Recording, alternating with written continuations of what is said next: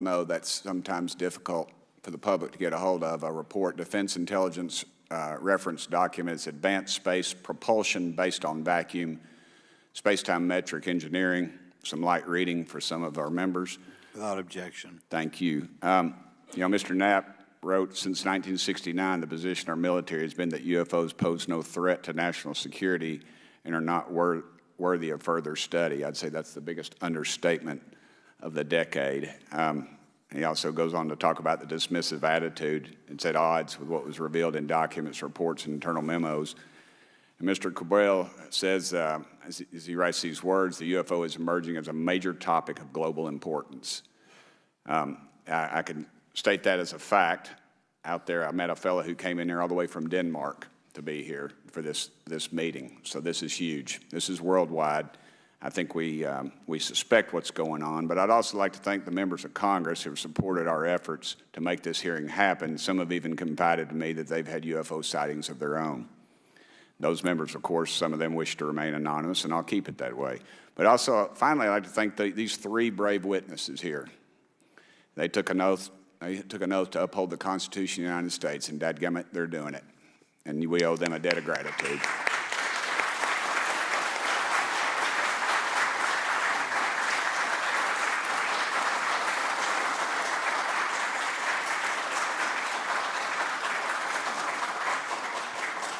Y'all quit clapping. You're cutting in on my time.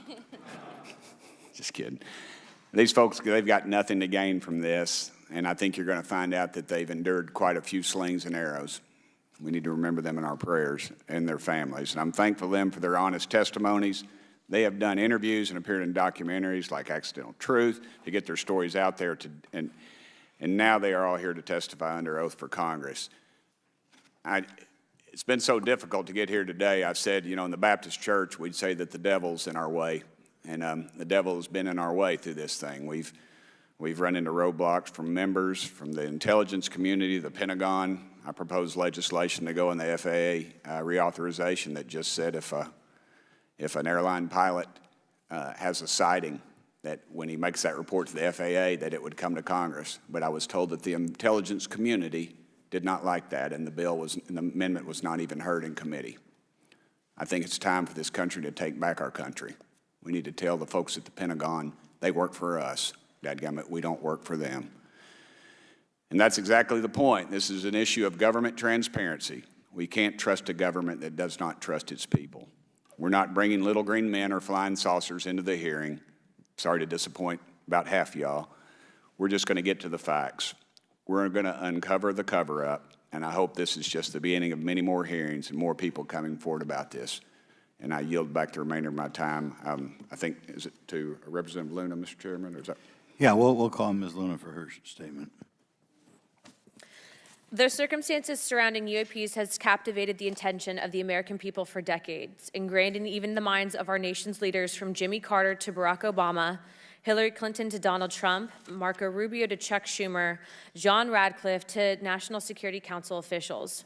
Yet from Roswell, New Mexico to the coast of Jacksonville, Florida, the sightings of UAPs have rarely been explained by the people who have firsthand accounts of these situations.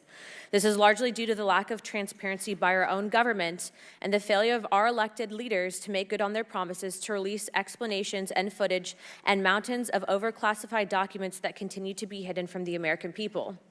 This isn't just how I feel. In fact, the American people largely believe that the government has actively covered up the truth about UAPs. One poll in particular found that 68% of Americans believe that the government is hiding information about UAPs and not being honest about what we know about them. And from my personal experience, I believe the same thing. Another poll found that nearly half Americans believe that the federal government is doing a very bad or somewhat bad job of dealing with reports of UFO sightings. As Representative Burchett just referenced on the FAA bill that just went through, you can tell that that's exactly happening. Considering the thousands of testimonies and videos taken on people's phones and eyewitnesses' accounts made by credible witnesses such as doctors, pilots, scientists, and active duty service members, it is unacceptable to continue to gaslight Americans into thinking that this is not happening or that the potential of intelligent life forms exists other than humans.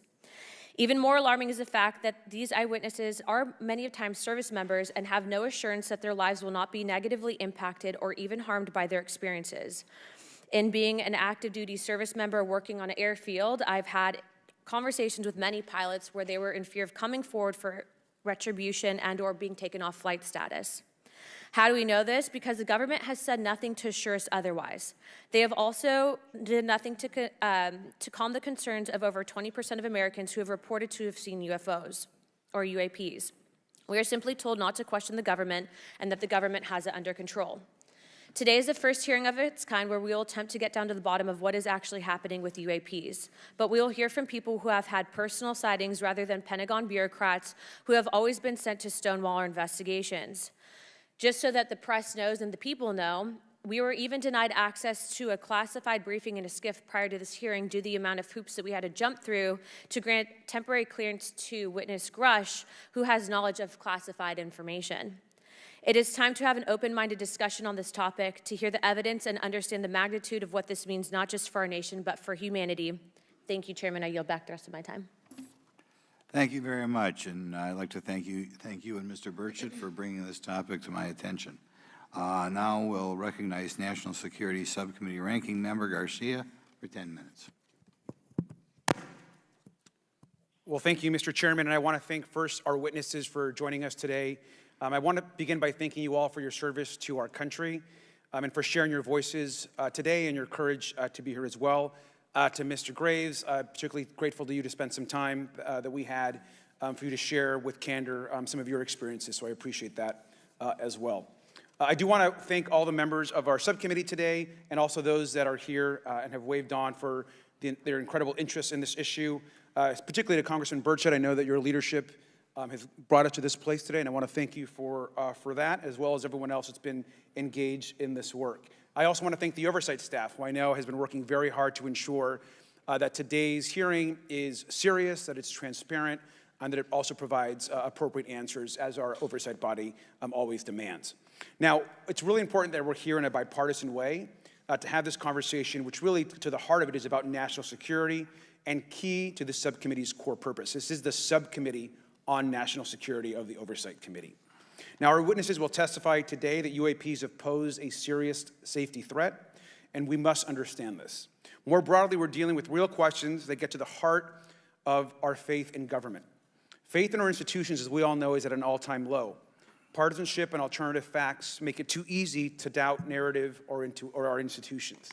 But this hearing will offer the public unique perspectives, building on years of reporting by both federal agencies and the independent media. Now, some of the earliest reporting on this issue was a groundbreaking 2017 New York Times report, which revealed research, as we know now, on unidentified anomalous phenomena, or as many call UFOs, by the Defense Intelligence Agency. Mr. Graves and Commander Favor's experiences with UAPs have also been documented by the public, not just by the New York Times, but CNN and many other national news outlets. Now, the Office of the Director of National Intelligence has published public reports documenting UAPs, and on June 9th, 2022, NASA announced that the agency is commissioning a study to, of course, examine unidentified anomalous phenomena. Now, the sheer number of reports, whistleblowers, and stories of unidentified anomalous phenomena should raise real questions and warrant investigation and oversight, and that's why we are here today. Now, pilots have reported encounters for years. Now, because of the stigma around reporting these incidents, we still don't have a complete picture of actually what's going on, particularly as our witnesses will testify on the civilian side, and that is a real problem that we have today in the country. Now, it's very important that we show that Democrats and Republicans in Congress can come together in a bipartisan way to cut through misinformation and to look at the facts in a serious and thoughtful manner. If we are to advance oversight and public disclosure, we must also gain the broad support of the public. We will succeed getting facts out to the public faster if there is a broad public support as part of the process. Now, I understand fully the Department of Defense is hesitant to share information that could also undermine our national security by revealing information on the capabilities of our own aircraft, our sensors, and other sensitive material. At the same time, many people believe that we're withholding information from them, and that is dangerous also. I believe in openness and transparency. That is also the role of Congress. And I want to trust that the American people will be able to weigh the evidence and make up their own minds. Now, we have incidents where sensors, sometimes even multiple types of sensors, detect things that we cannot explain. UAPs, whatever they may pose a serious threat to our military or civilian aircraft, and that must be understood. Now, my career and training as a longtime and career educator and teacher and researcher tell me that we should never rule anything out. We know that our space, of course, is vast and undiscovered. I also want to note that Mr. Sean Kirkpatrick, director of the All-Domain Anomaly Resolution Office, the component of the DoD office that investigates UAP data, has testified before the Senate this year that his unit has found no evidence of extraterrestrial activity. NASA has also stated that they don't have evidence of extraterrestrial life either, and we've heard this, of course, from some of our government agencies. And we should remind viewers and witnesses, which I think is really important, that we also cannot share classified information in public settings. But questions, of course, remain that people want to see data and information for themselves. The enormous interest in the hearing today underscores the importance of a fair and open look at the evidence from witnesses who can share their unique perspectives. Now, I know I certainly have a lot of questions, and I know that all the members of our committee do as well. We should come to this hearing with an open mind, and we should not let our existing ideas restrict us on either side. I hear over and over from many agencies the stigma around reporting and investigating UAPs prevents us from getting real answers. We know that whistleblowers have reported harassment, intimidation, or stigma as well, and this is not acceptable. If people can't report incidents which would have national security or safety implications, then that also has serious consequences for us.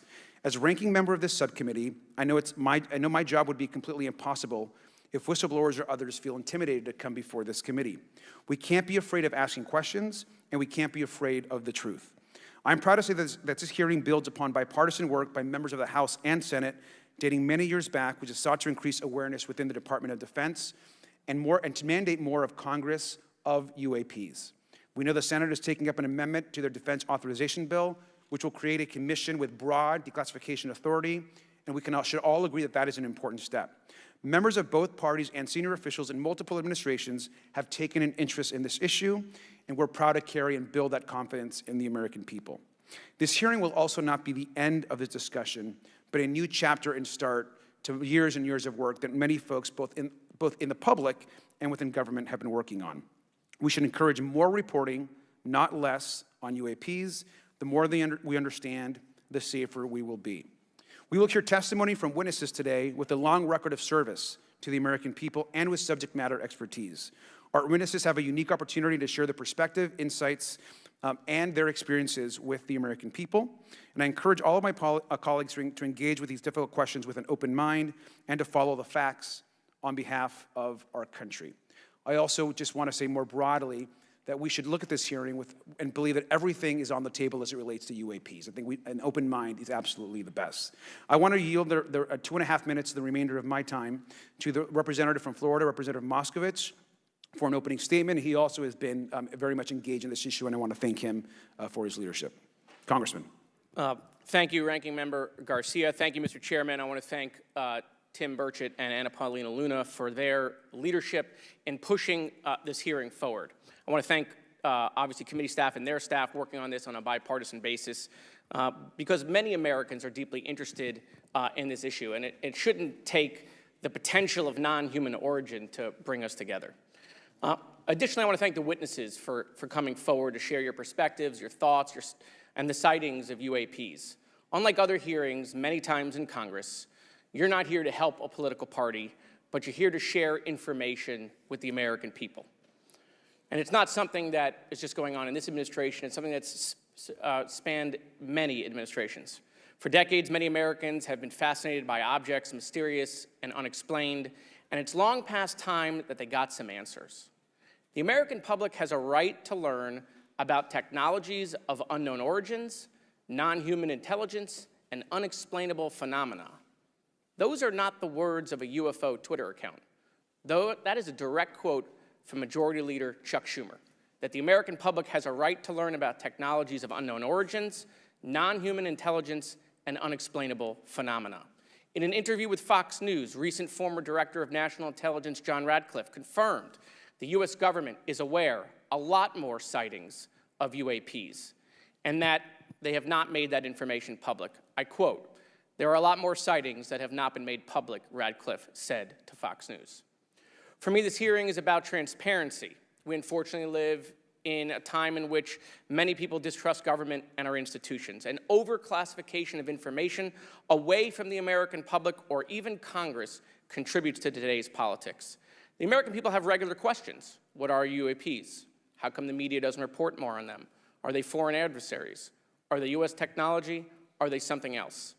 They ask themselves, how come when a Russian jet shoots flares at one of our drones, we have perfect pictures and videos to show the American people and the world, but when it comes to UAPs, nothing? Of course, we must always protect our national security to maintain our superiority, like when stealth helicopters were only rumored to exist, but were used in the Osama bin Laden raid in 2011. But we can't allow that to be used as a shield to keep the American people completely in the dark from basic truths. The American people deserve to hear more about special access programs. Congress has a right to know if there's any unsanctioned weapons development. Satellite imagery that has not been provided to Congress. Congress created the All-Domain Resolution Office in the NDAA of 2022. In its initial analysis, there are 171 uncharacterized UAP reports, and this is the words from the report, that appear to have demonstrated unusual flight characteristics or performance capabilities. I believe more information is known about the 171 instances. It's time for Congress to reinsert ourselves. I call on our military leaders and intelligence officials to release more information to the American people about UAPs. And to our military leaders, if there's nothing to conceal, let Congress go to Wright-Patterson Air Force Base, the Dugway Proving Ground, or even Groom Lake in Nevada. We should have disclosure today. We should have disclosure tomorrow. The time has come. Thank you, Ranking Member. Thank you, Mr. Moskowitz, and I would yield back now to our chairman. Thank you. Right, now I'd like to introduce our witnesses. Our first witness is Lieutenant Ryan Graves. He's the Executive Director of Americans for Safe Aerospace. Lieutenant Graves is also a former U.S. Navy F-18 pilot with his own UAP experience. The next witness, David Grush, is a former senior intelligence officer with the National Geospatial Intelligence Agency and was a senior technical advisor for UAP issues. And finally, retired Navy Commander David Fravor, squadron leader who worked as a naval aviator for 18 years. Mr. Fravor has his own UAP experience, known as the TikTok event. I look forward to hearing from all three of you today. Pursuant to Committee Rule 9G, the witnesses will please stand and raise their right hands. Do you solemnly swear or affirm that the testimony you are about to give is the truth, the whole truth, and nothing but the truth, so help you God? Let the record show that all the witnesses answered in the affirmative. You may be seated. We appreciate you all being here today and look forward to your testimony. I'll remind the witnesses that we have read your written statements and they will appear in full in the hearing record. Please try to limit your oral statements to 5 minutes. As a reminder, please press the button on the microphone in front of you so that it's on and the members can hear you. When you begin to speak, the light in front of you will turn green. After 4 minutes, it'll turn yellow, and the red light, when that comes on, it tells you your 5 minutes have expired. I'll now recognize Mr. Graves for 5 minutes for your opening statement. Thank you. Chairman Grothman, Ranking Member Garcia, distinguished members of the House Oversight Subcommittee on National Security, Representatives Burchett and Luna. My name is Ryan Fobbs Graves, and I am a former F-18 pilot with a decade of service in the U.S. Navy, including 2 deployments in Operation Enduring Freedom and Operation Inherent Resolve. I have experienced advanced UAP firsthand, and I'm here to voice the concerns of more than 30 commercial aircrew and military veterans who have confided their similar encounters with me. Today, I would like to highlight 3 critical issues that demand our action. As we convene here, UAP are in our airspace, but they are grossly underreported. These sightings are not rare or isolated, they are routine. Military aircrew and commercial pilots, trained observers whose lives depend on accurate identification, are frequently witnessing these phenomena. The stigma attached to UAP is real and powerful and challenges national security. It silences commercial pilots who fear professional repercussions, discourages witnesses, and is only compounded by recent government claims questioning the credibility of eyewitness testimony. Parts of our government are aware of more about UAP than they let on, but excessive classification practices keep crucial information hidden. Since 2021, all UAP videos are classified as secret or above. This level of secrecy not only impedes our understanding, but fuels speculation and mistrust.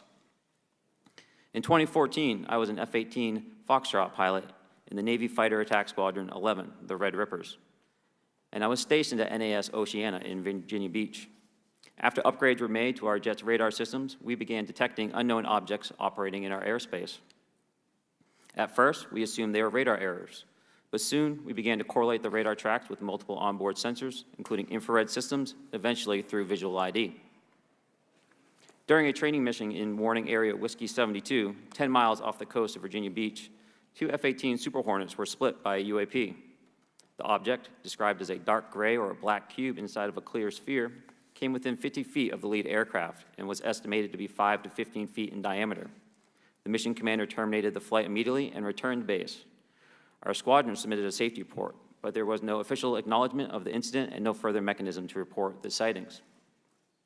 Soon, these encounters became so frequent that aircrew would discuss the risk of UAP as part of their regular pre-flight briefs.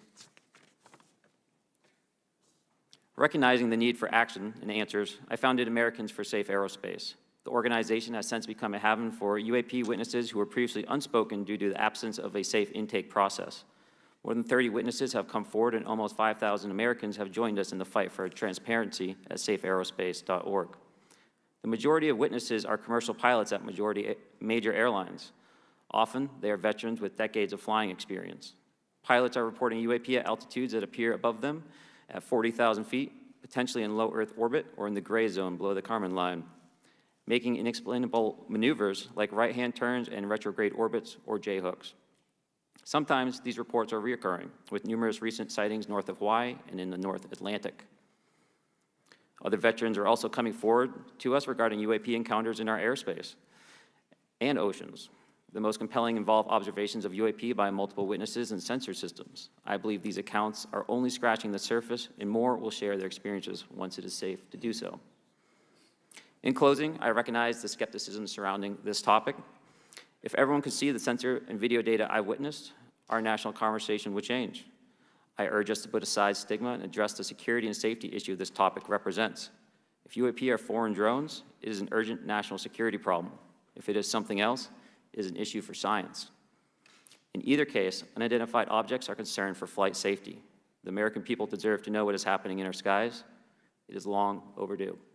Thank you. Mr. Grush?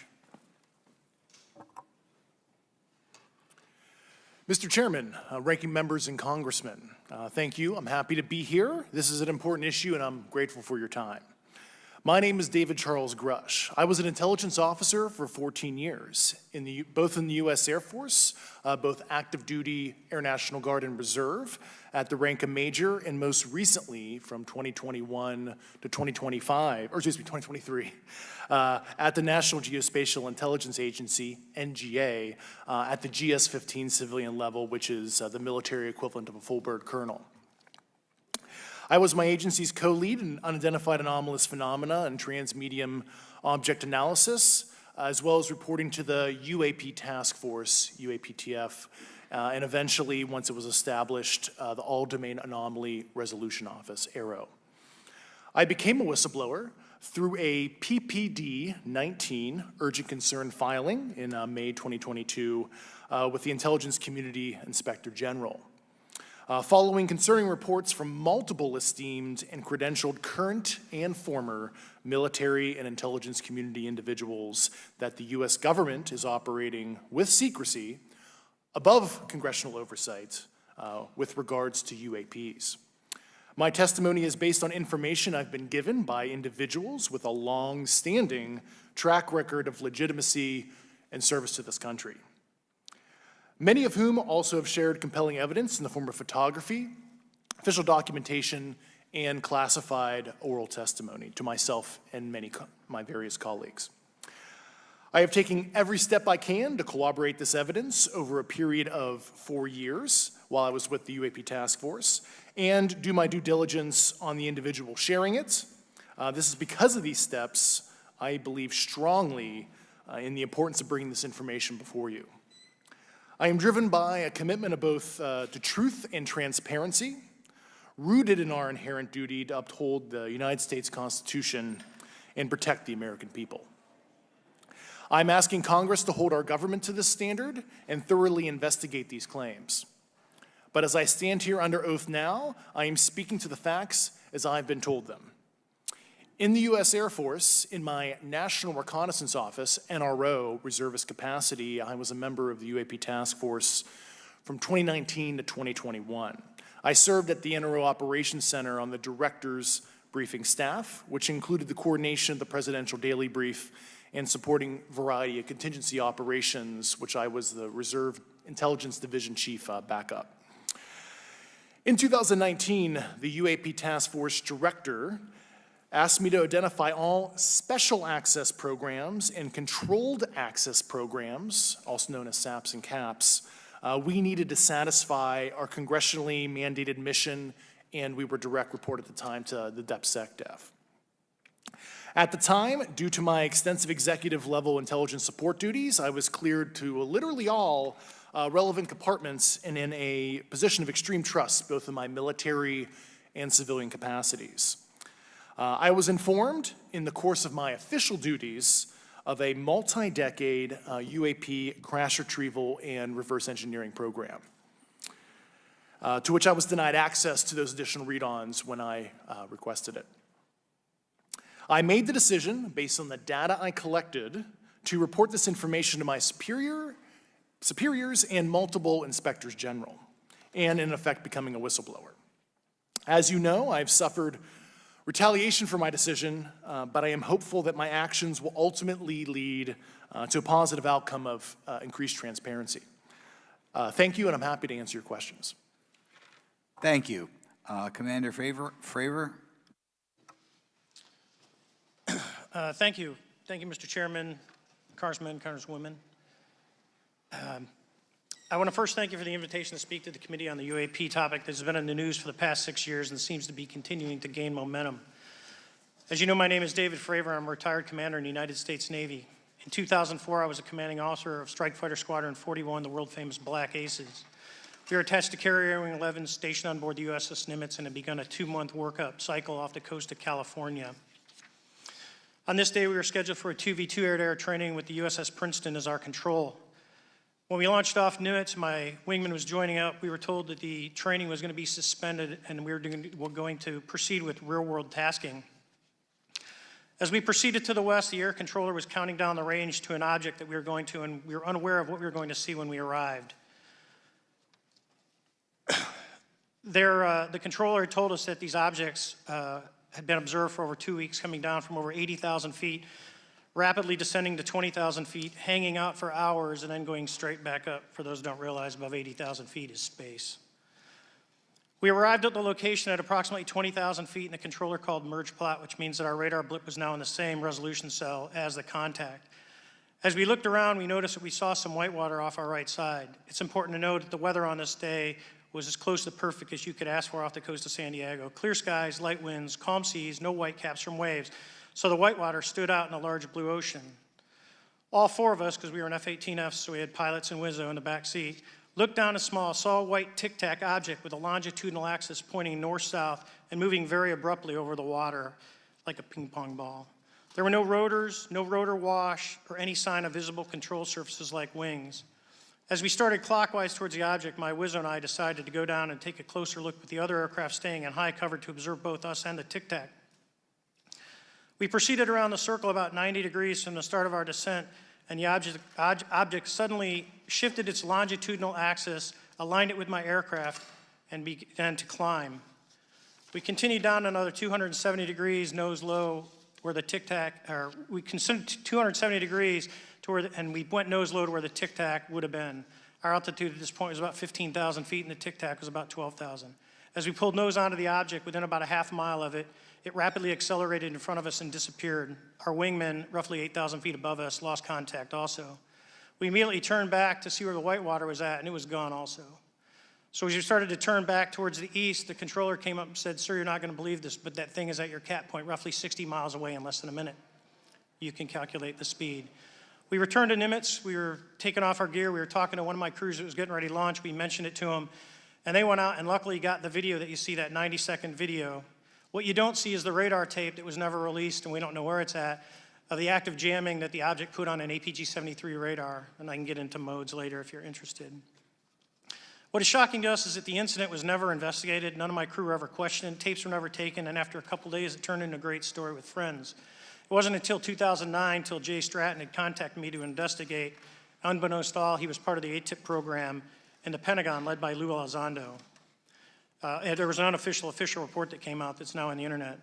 Years later, I was contacted by the other pilot, Alex Dietrich, and asked if I'd been contacted, and I said no, but I'm willing to talk. I was contacted by Mr. Elizondo, and we talked for a short period of time, and he said we'd be in contact. A few weeks after that, I was made aware that Lou had left the Pentagon in protest and joined forces with Tom DeLonge, Chris Mellon, Steve Justice, and others to form Two Stars Academy, an organization that pressed the issue with leading industry experts and U.S. government officials.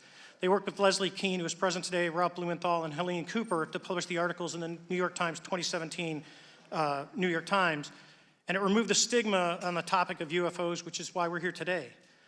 Those articles open the door for the government and public that cannot be closed. It has led to an interest from our elected officials who are not focused on little green men, but figuring out where these craft are, where they're from, the technology they possess, how do they operate. It also led to the Whistleblower Protection Act and the NDAA.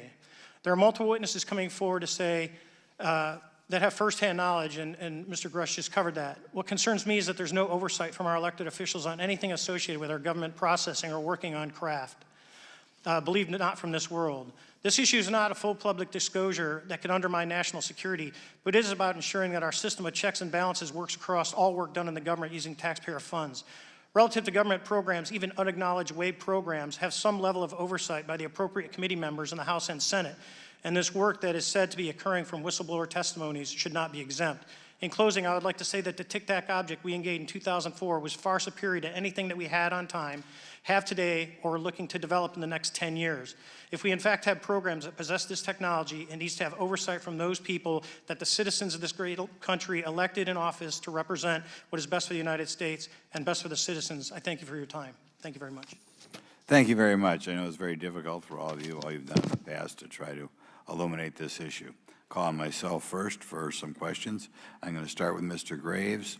Are pilots that you interact with as part of your organization, do you feel adequately trained and briefed on how to handle encounters with UAPs? No.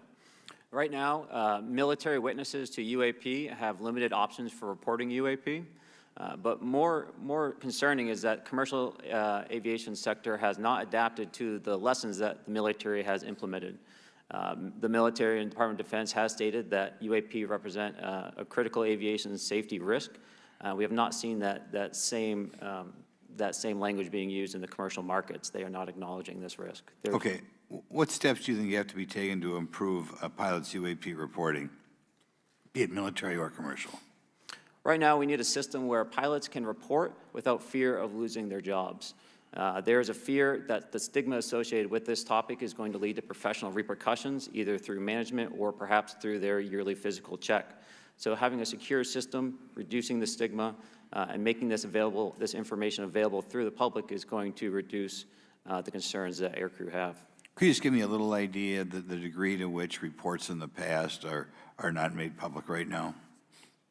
Well, I don't think there has been a proper reporting system to gather those reports and thus not report them. So to answer your question, I think there is a dearth of data due to the fact that the reporting has been limited up to this time. Could you tell me why you believe it's, kind of to play the devil's advocate, a reason why some of this stuff should not be available to the public? There's certainly some national security concerns when we use our advanced sensors in our tactical jets to be able to identify these objects. However, there's no reason that the objects themselves would be classified. I would be curious to see how the security classification guideline actually spells out the different nuances of how this topic is classified from the perspective of UAP, not national security. I'll give you a follow-up on that. Assuming that there are reasons why not all this should be made public, this has been around for a long period of time. Can any of the three of you think of any reason why anything related to UAPs, say 15 years and back, should not be immediately made public? I think one of it is acknowledging a vulnerability, both from a collection and I'll just say a countermeasure perspective. So it's We'll go with save- that we haven't cracked for many years. Yeah. Even say 20 years back. Is there any reason why when you go back that far, things shouldn't be made public? Unless it shows a specific national security vulnerability as it relates to a weakness in a particular defense system. Oh, okay, Mr. Fravor, the TikTok incident that you were engaged occurred in 2004. What kind of reporting took place after that incident? None. We had a standard debrief where the backseaters went down to our carrier intel center and briefed what had happened, and that was it. No one else talked to us, and I was in the top 20 in the battle group. No one came. The captain was aware, the admiral was aware, nothing was done. Your commanding officers provide any sort of justification? No, because I was the commanding officer of the Okay. squadron, so no. Was this incident the only UAP event that you encountered while you were a pilot? Yes, it was. Okay.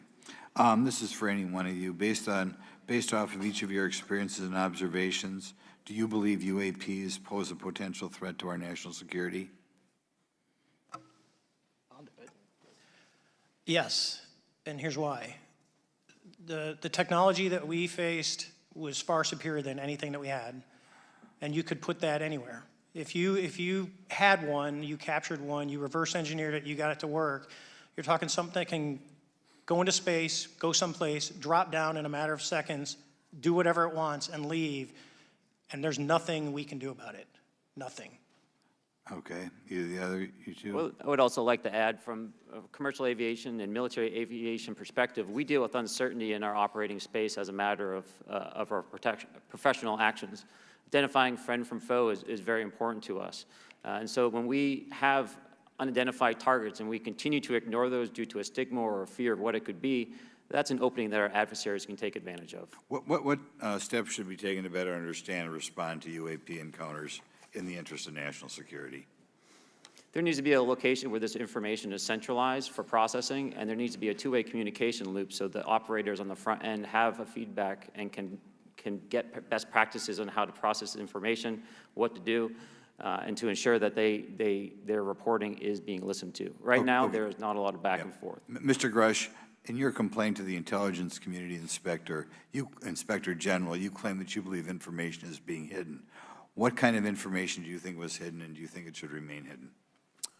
Yes, I can speak to that very briefly in an unclassified manner. As you know, the preponderance of my complaint was classified to the intelligence communities. Both material acquisition and exploitation activity, also baselining the UAPs but not sharing it with intelligence professionals that are actually doing step briefs to pilots, that kind of information. Yeah. Okay. Thank you very much. Now we'll go to Mr. Garcia. Thank you. Again, thank you all for your service and for testifying today. Want to just talk about the UAPs as it relates to what we're seeing in the pilots' interaction with UAPs.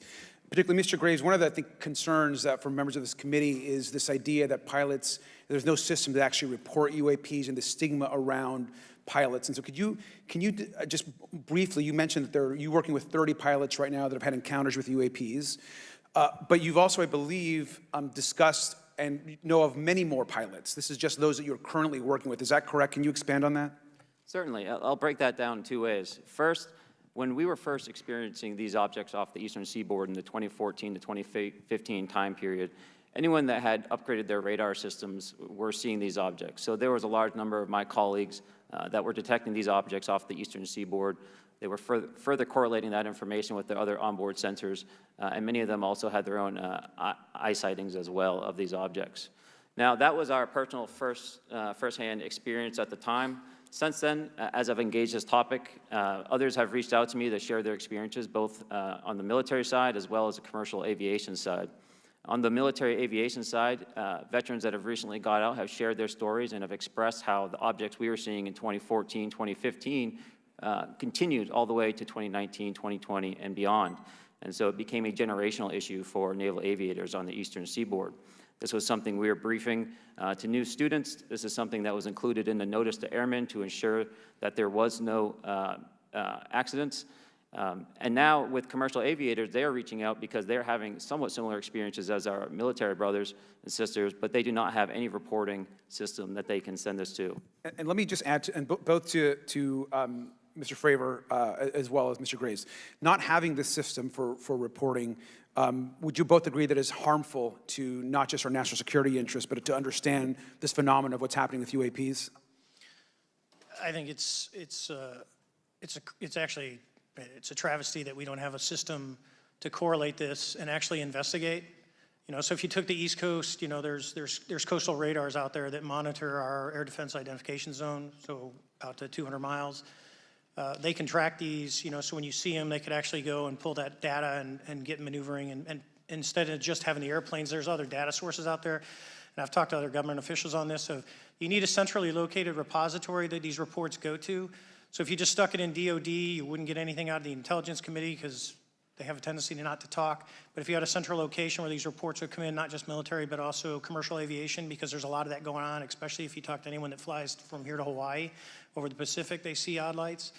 So I think you need to develop something that allows you a central point to collect the data in order to investigate. Mr. Graves? I would concur with everything Mr. Fravor said. I'll continue to say that the commercial pilots that have reached out to me through Americans for Safe Aerospace are doing so because they don't feel there's another way for them to report this safety issue. And I think one of the clear outcomes of this hearing already is that there has to be a safe and transparent reporting process for pilots, both on the commercial side and the military side, to be able to report UAPs in a way that's also transparent, but also understands the scope of our national security interests and what may be classified or not. But I think there has to be some sort of system, and so that's something that I hope can be an outcome that this committee can work on. Is there anything else for the two of you briefly beyond this reporting system that you think that we can do as a government to encourage and facilitate more civilian reporting? I think we're doing it right now. Okay, great. I think this hearing is going to show the American people that their government takes this topic seriously. And how about civilians that may not be pilots? What kind of process could be in place for civilians who are not pilots, who may have UAP encounters? Do either of you have any suggestions that could facilitate that? My recommendations would be to make that a sensor-centric operation in order to make it as objective as possible. Okay. Sir, Mr. Fravor? No, I agree with Mr. Graves on that. Okay. Just briefly, I also just want to note, particularly for the two pilots, and I have a question for Mr. Grush. One of the things that I found fascinating in our discussion, Mr. Graves, last night as well, is that you both described UAPs and formations and the way they are observed in space or in our air, and the way that they move is essentially ways in which current technology or aircraft that we know of are unable to actually function or move. And so will you just, for the public record, again, once again, briefly just either describe or note that aircraft that are being witnessed, particularly by the 30 folks that you're working with, are essentially outside the scope of anything that we know of today and the technology we have today. Mr. Graves, Mr. Fravor? Yes, the objects that are being seen by commercial pilots are performing maneuvers that are unexplainable due to our current understanding of our technology and our capabilities as a country, and that applies for the military as well. Mr. Fravor? Yeah, I concur with that. We have nothing that can stop in midair and go the other direction, nor do we have anything that can, like in our situation, come down from space, hang out for 3 hours, and go back up. Thank you. My last question, and sometimes I know that you have also said some of these answers in the past, but we're trying to get them on the public record as well, which is really important. Mr. Gresh, finally, do you believe that our government is in possession of UAPs? Absolutely, based on interviewing over 40 witnesses over 4 years. And where? I know the exact locations, and those locations were provided to the Inspector General and some of which to the Intelligence Committees. I actually had the people with the firsthand knowledge provide a protected disclosure to the Inspector General. Thank you. And Mr. Chairman, I would just say that I think that these questions are important questions, and I look forward to being involved in the process to get those answered. I know there'll be a lot of questions from other committee members, so I yield back. Thank you. We'll go to Mr. Burchett himself. Thank you, Mr. Chairman. Thank you, Mr. Garcia. I would like to have you on my legislation to do just that on the reporting, and we'll get together on that. Maybe you can be my co-sponsor on that. That'd be really cool. Thank you for those great questions. Mr. Graves, again, I'd like to know, how do you know that these were not our aircraft? Some of the behaviors that we saw in a working area, we would see these objects being at 0.0 Mach, that's 0 airspeed, over certain pieces of the ground. So what that means, just like a river, if you throw a bobber in, it's going to float downstream. These objects were staying completely stationary in Category 4 hurricane winds. These same objects would then accelerate to supersonic speeds, 1.1, 1.2 Mach, and they would do so in very erratic and quick behaviors that I don't have an explanation for. Okay. Have you spoken to commercial and military pilots that have seen these off of our East Coast? I have. Okay. Mr. Favor, I noticed that in the Tic Tac video, it's Tic Tac like the candy, not TikTok like the Chinese Communist app. That's correct. Yes, sir. I just want to make that because my daughter corrected me on that and called me a boomer and said, "Hey, boomer," and I said, "No, baby, it's Tic Tac like the candy. You're gonna have to just look it up."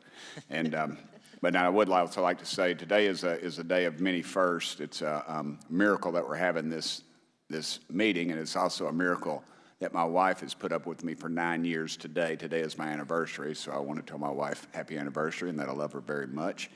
As she likes to say, this 9 years have been the best 2 years of her life. So, thank you. Mr. Favor, what astonished you the most about the flight capabilities of these Tic Tac, very briefly? The performance, absolute performance. It was. And you're not aware of any other objects that anybody in the world has, in this world, that has those capabilities? No, I think it's far beyond actually our material science that we currently possess. Are you aware of any other reconnaissance platforms that have tracked or recorded the Tic Tac's maneuvers, maybe the NORAD system or any of the others? I am not. Okay. Mr. Grush, thank you for being here, brother. Thank you all very much. Have you faced any retaliation or reprisals for any of your testimony or anything on these lines? Yeah, I have to be careful what I say in detail because there is an open whistleblower reprisal investigation on my behalf, and I don't want to compromise that investigation by providing anything that may help provide somebody information. But it was very brutal and very unfortunate, some of the tactics they used to hurt me both professionally and personally, to be quite frank. Yeah. It's very unfortunate, as they say, when you're over the target, that's when they do the most firing at you. Do you have any personal knowledge of people who have been harmed or injured in efforts to cover up or conceal these extraterrestrial technology? Yes. Personally. Have anyone been murdered that you would that you know of or have heard of, I guess? I have to be careful asking that question. I directed people with that knowledge to the appropriate authorities. Maybe in a, if we could get in a confidential area, SCIF, we could talk about that. But unfortunately, we were denied access to the SCIF, and that's very unfortunate in this scenario. Mr. Favor, do you believe that you witnessed an additional object under the water in relation to your encounter? I will say we did not see an object. There was something there to cause the whitewater, and when we turned around, it was gone. So there was something there that obviously moved. Okay, it was not the same object though that you were looking at, correct? No, we actually joked that the Tic Tac was communicating with something when we came back, and because the whitewater disappeared. We were in another instance. We're told about the capabilities of a jamming during viewing of when there were some people chasing some of these objects. Did you experience any of that jamming or interrupting your radar or weapons system? My crew that launched after we landed experienced significant jamming to the APG-73 radar, which was what we had on board, which is a mechanically scanned, very high-end system prior to the APG-79. And yes, it did pretty much everything you could do, range, velocity, aspect, and then it spit the lock, and the targeting pod is passive. That's what we were able to get the video on.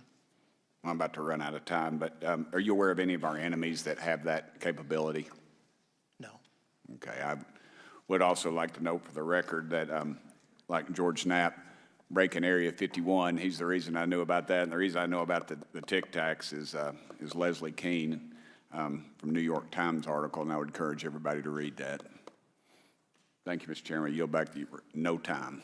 Very good. Mr. Raskin? Thank you, Mr. Chairman.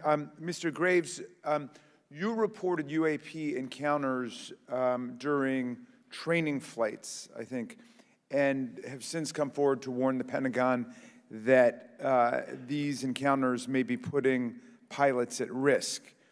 My first question is, you've identified these as taking place on the East Coast. Is it just on the East Coast where these encounters have been reported?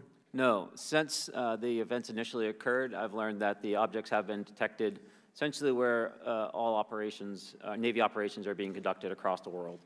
And that's from the Ultimate Anomaly Resolutions Office reporting. All right, can you describe your experience after you decided to come forward and go public with your experience? Certainly. Like many others, in 2017, I saw the New York Times article come out as well. And for me, it was special because I recognized the voices on the video. I recognized the video itself. I had seen it when it was taken. I seen it when it was debriefed.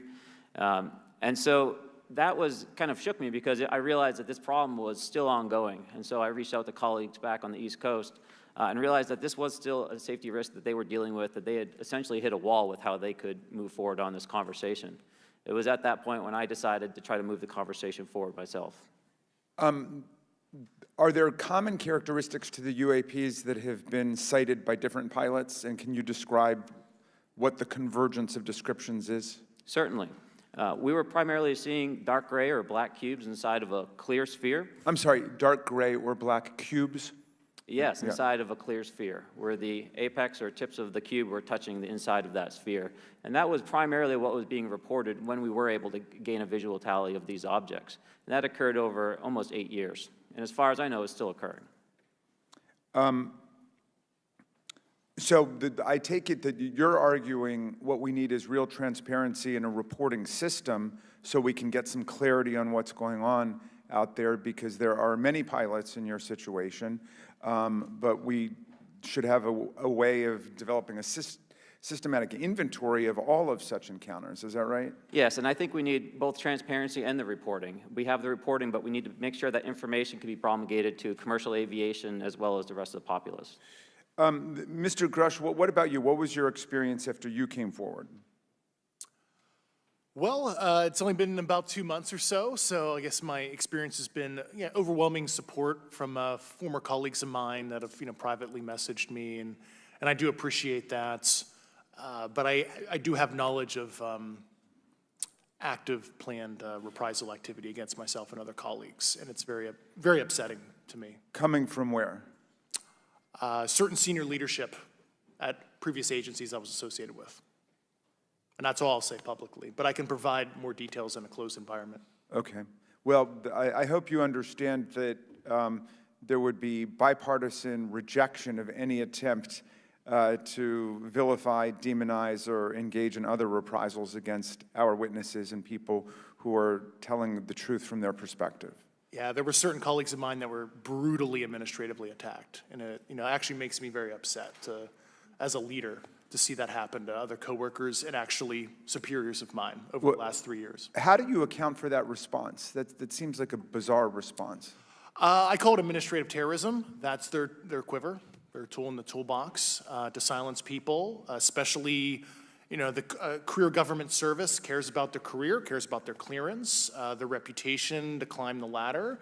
And when you threaten that career path, a lot of people back off. But I'm here to represent those people. So, Mr. Fravor, what about you? What has your experience been since you've come forward with your perspective on this? Actually, I've been treated very well. And the 6 people that were involved, myself included, all of them have or will be retiring from the military as 05s or 06s. And all my friends that are very senior, 3 and 4 stars, I've talked to them. They believe, they understand there's a problem. But no, I was actually treated really well. And what is your general interpretation of these phenomena? Or what is your current thinking of trying to make sense of them? Well, I'll say, I'm not like a UFO fanatic. It's not me. But I will tell you that what we saw with 4 sets of eyes over a 5-minute period still there's nothing, we have nothing close to it. It was amazing to see. I told my buddy I wanted to fly it, but yeah, it's just an incredible technology. All right, Mr. Chairman, thank you very much. I'll yield back to you. Thanks. On to Ms. Luna. Mr. Grush, in speaking to you yesterday, I just wanted to follow up on Representative Raskin's questions. In the last couple of years, have you had incidences that have caused you to be in fear for your life for addressing these issues? Yes, personally. Yeah. I just want everyone to note that he's coming forward in fear of his life. To put in perspective, if they were really not scared about this information coming out, why would someone be intimidated like that? To your knowledge, are NHIs working with adversarial foreign governments in either technology exchange programs or back engineering programs? I don't have data on that. I'm not sure. Have you heard or you had people come forward to present that evidence? Not that particular evidence that you just espoused. Okay, on the 19th of April, Dr. Kirkpatrick, head of AARO, had said that he did not find any evidence of UAPs. You also stated that you had, in your interview, that you had briefed him on information that you were uncovering, but that he did not follow up with you. Were the items that you divulged to him pertinent to national security? Yes, him and I had a classified conversation in April 2022 before he took over AARO in July 2022, and I provided him some concerns I had. Do you know why he might not have followed up with you?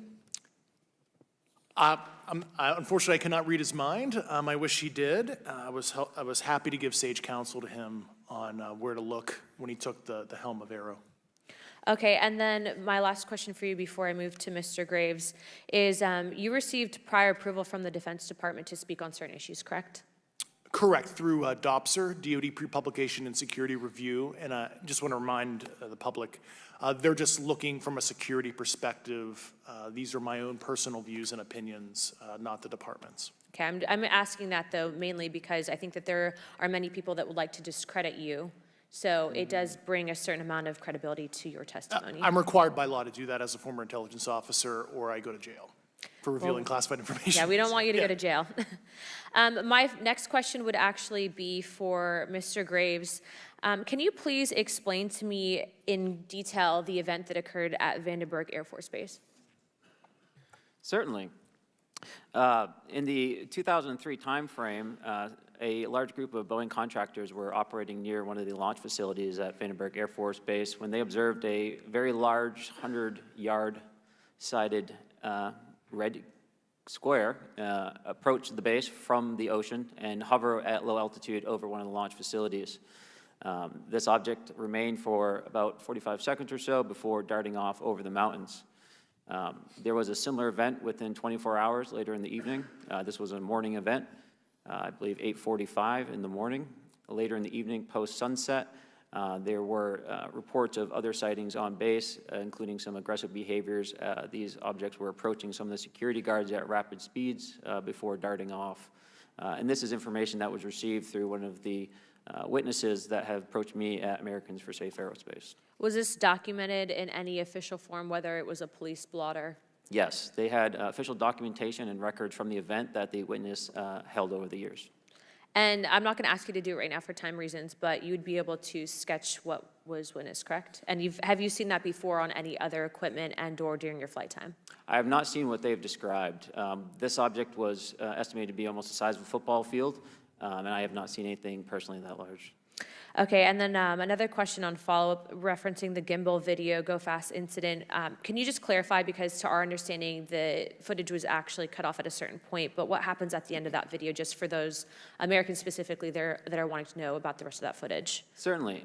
There was some uncertainty or instability with the object. It seemed to rock a bit, and that's the last I had seen of the video. Much of the data that I would recommend be analyzed would consist of radar data that would provide precise kinematics on the object, as well as the fleet of objects that were operating nearby.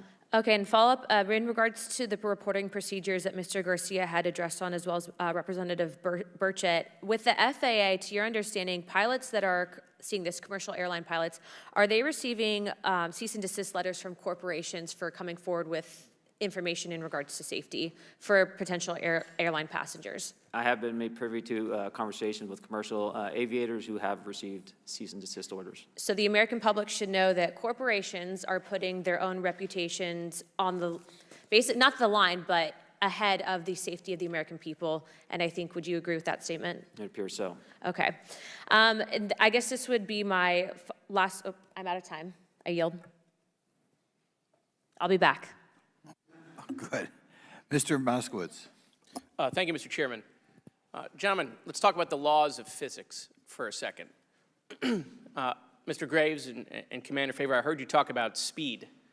When those objects broke the sound barrier, did they make a sonic boom? I was in a jet. You can't hear anything. It's kind of loud in there. Yeah, you're not able to actually personally tell within the vehicle. I will say the objects that we were seeing, they were spherical, and they were observed up to Mach 2, which is a very non-aerodynamic shape. What about G-forces? Let's talk about G-forces of those vehicles. Could a human survive those G-forces with known technology today? No. No, not for the acceleration rates that we observed. Okay. What about what they look like? How close did you get? Did you see a seam or a rivet or a section? And what I mean is, obviously, the jets you're flying have all those things. Did these objects have those? Do you want to go, Ryan? I didn't have the detail to be able to tell that. So we got within a half mile of Tic Tac, which people say that's pretty far, but in airplanes, that's actually relatively close.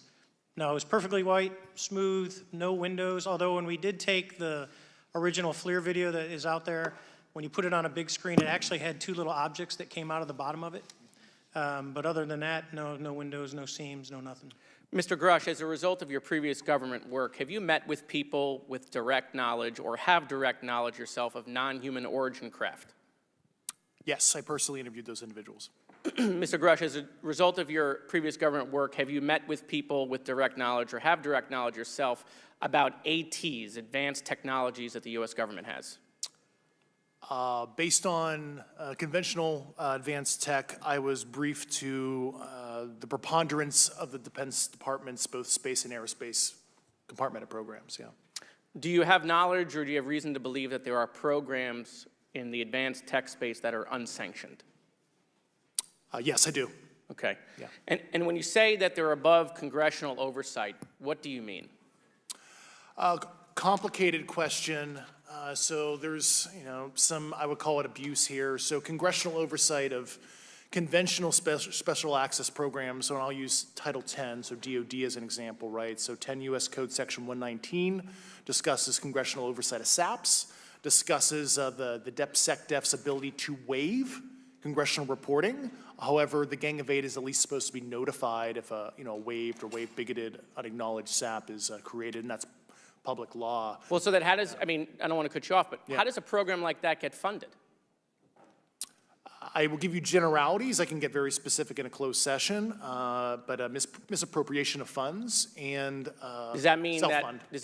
that there is money in the budget that is said to go to a program, but it doesn't, and it goes to something else? Yes, I have specific knowledge of that. Yep. Do you think U.S. corporations are overcharging for certain tech they're selling to the U.S. government, and that additional money is going to programs? Correct, through something called IRAD. Okay. Satellite imagery. Let's talk about satellite imagery. We have satellites all over the place, some that we're aware of and many that we're not aware of, right? We're taking pictures of everything at every point and second. Mr. Grush, are you aware, do you have direct knowledge, or have you talked to people with direct knowledge that there are satellite imagery of these events? That was one of my primary tasks at NGA, since we process, exploit, and disseminate that kind of information. I've seen multiple cases, some of which, to my understanding, and of course, I left NGA in April, so that's my information cutoff date. But I personally reviewed both what we call overhead collection and from other strategic and tactical platforms that I could not even explain prosaically. And I have a degree in physics, by the way, as well. And I am aware that you guys have not seen these reports, unfortunately. And I don't know why. Do you have direct knowledge, or you had spoken to people with direct knowledge that this imagery applies to crash sites, crash imagery? I can't discuss that in an open session. Okay. Do you have any information that the U.S. government is involved in a disinformation campaign to deny the existence of certain UAPs? I can't go beyond what I've already stated publicly in my News Nation interview because it touches other sensitivities. Okay.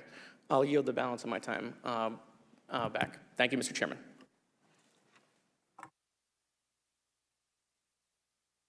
Ms. Fox? Thank you, Mr. Chairman, and I thank our witnesses for being here today. Mr. Garouche, in your sworn testimony, you state that the United States government has retrieved supposedly extraterrestrial spacecraft and other UAP-related artifacts. You go so far as to state that the U.S. is in possession of, quote, non-human spacecraft, end quote, and that some of these artifacts have circulated with defense contractors. Several other former military and intelligence officials have come forward with similar allegations, albeit in non-public settings.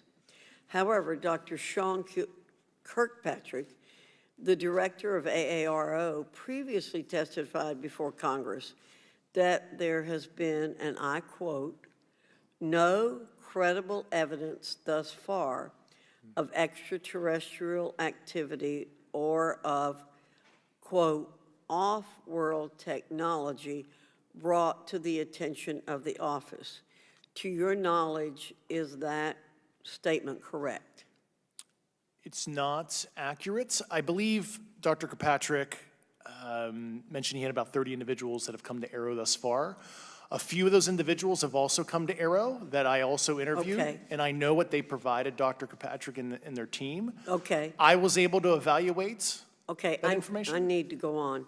Sure. But my understanding that his statement is accurate, came from a direct quote. And this contradiction is a perfect example of why we need to inject transparency into our government. And for another example, look no further than the pitiful response to the Chinese spy balloon debacle earlier this year.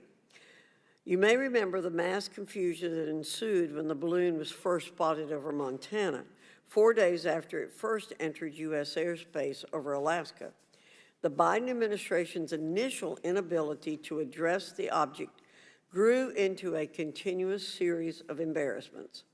After news of the balloon reached the mainstream media, we were assured that the balloon posed no threat to our security. However, after the balloon was allowed to transit the entire continental United States, fighter jets were scrambled off the coast of South Carolina to shoot it down. This flip-flopping and obfuscation caused needless confusion, fear, and panic across the country.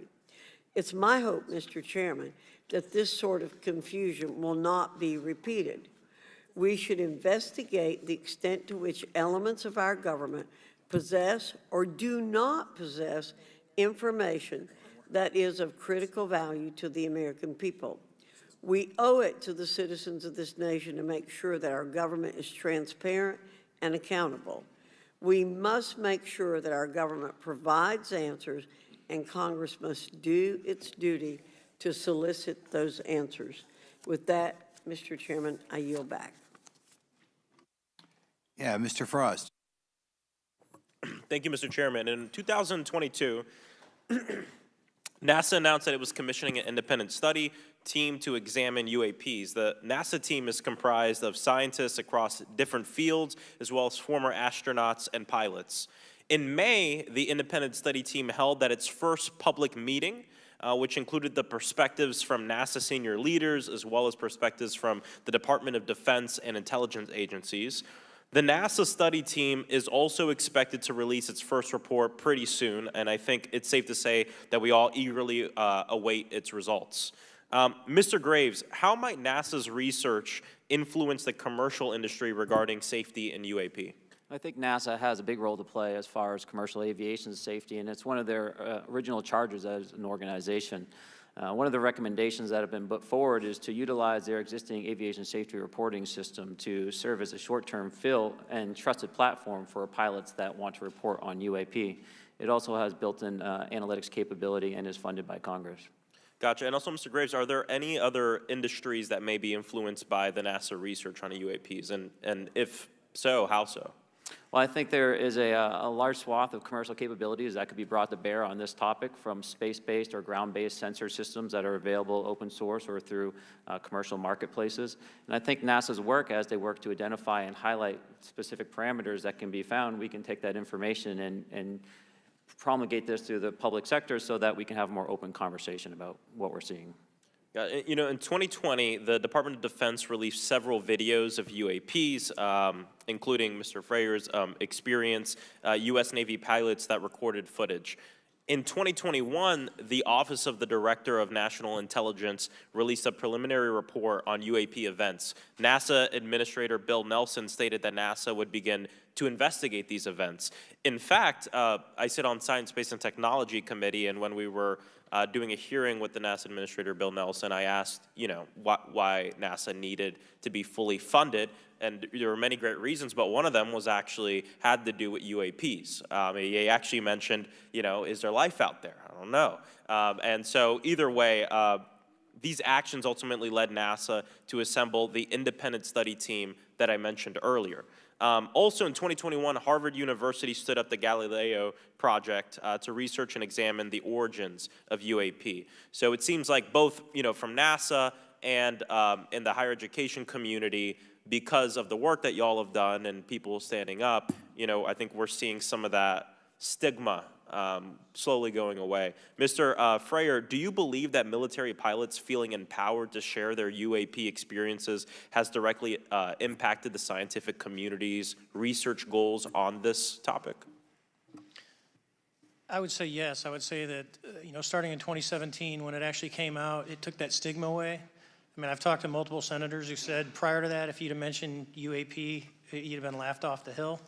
And now we're sitting here today for a public testimony on what's actually going on.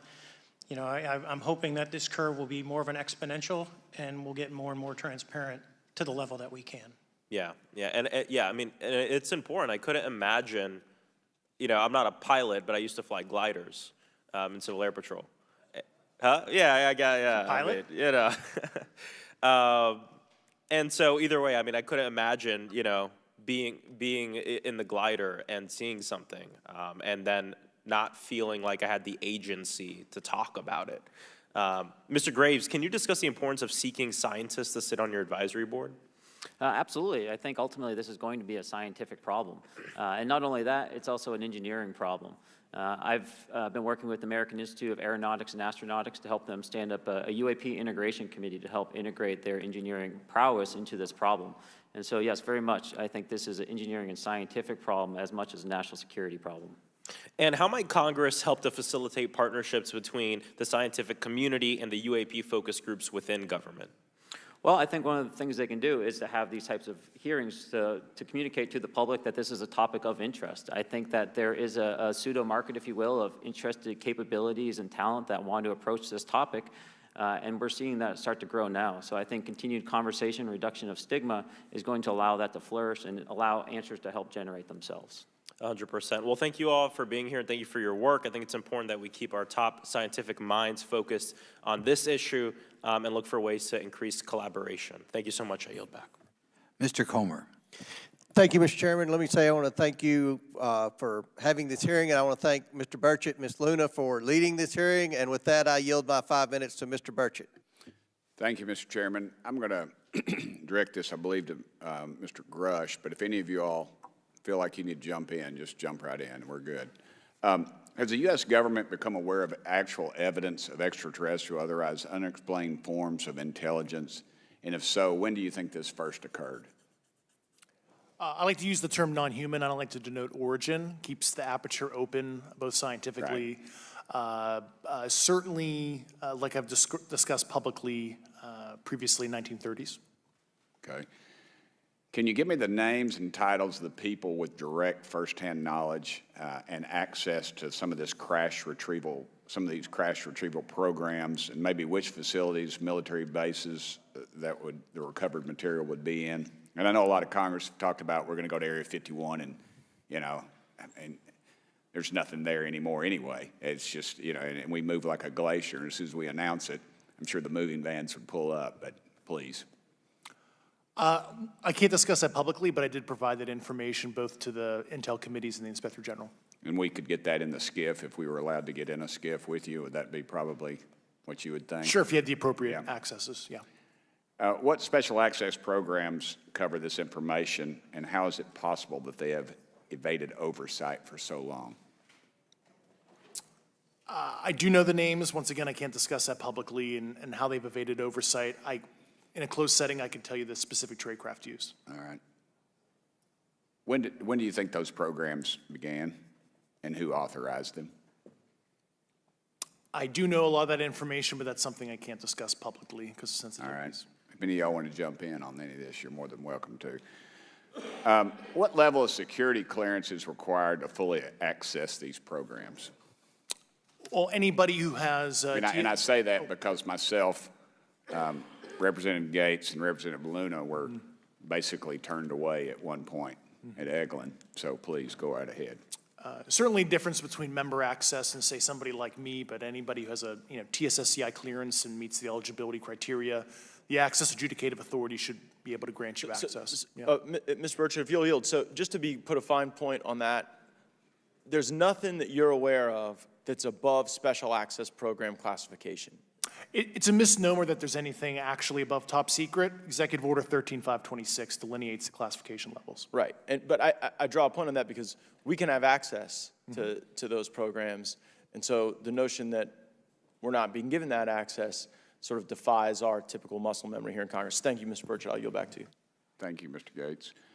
Along those lines, Title 10, you may not know this or not, but Title 10 and Title 50 authorization, they seem to say they're inefficient. So who gets to decide this, in your opinion, in the past? It's a group of career senior executive officials. Okay, are they government officials? Both Or- in and out. Do what? Both in and out of government, and that's about as far as I got can you. go there. Yeah. All right, well, that leads to my next question. Which private corporations are directly involved in this program? How much taxpayer money has been invested in these programs, to your knowledge? I mean, we know we audit the Pentagon every year, and I've been here 5 years, and they failed the dadgum thing every year.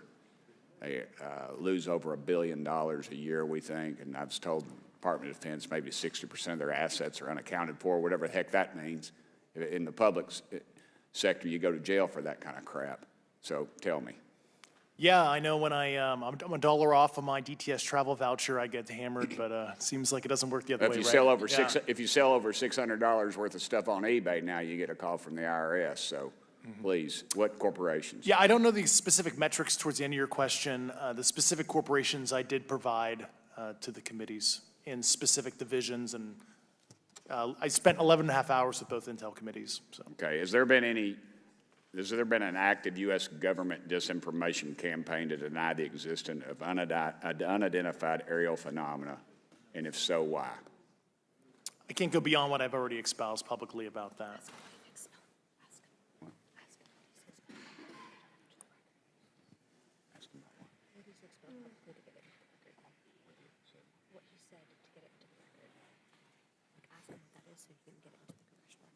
Okay, I've been told to ask you what that is and how to get it in the record. Which What have you stated publicly in your interviews for the congressional record? Yeah.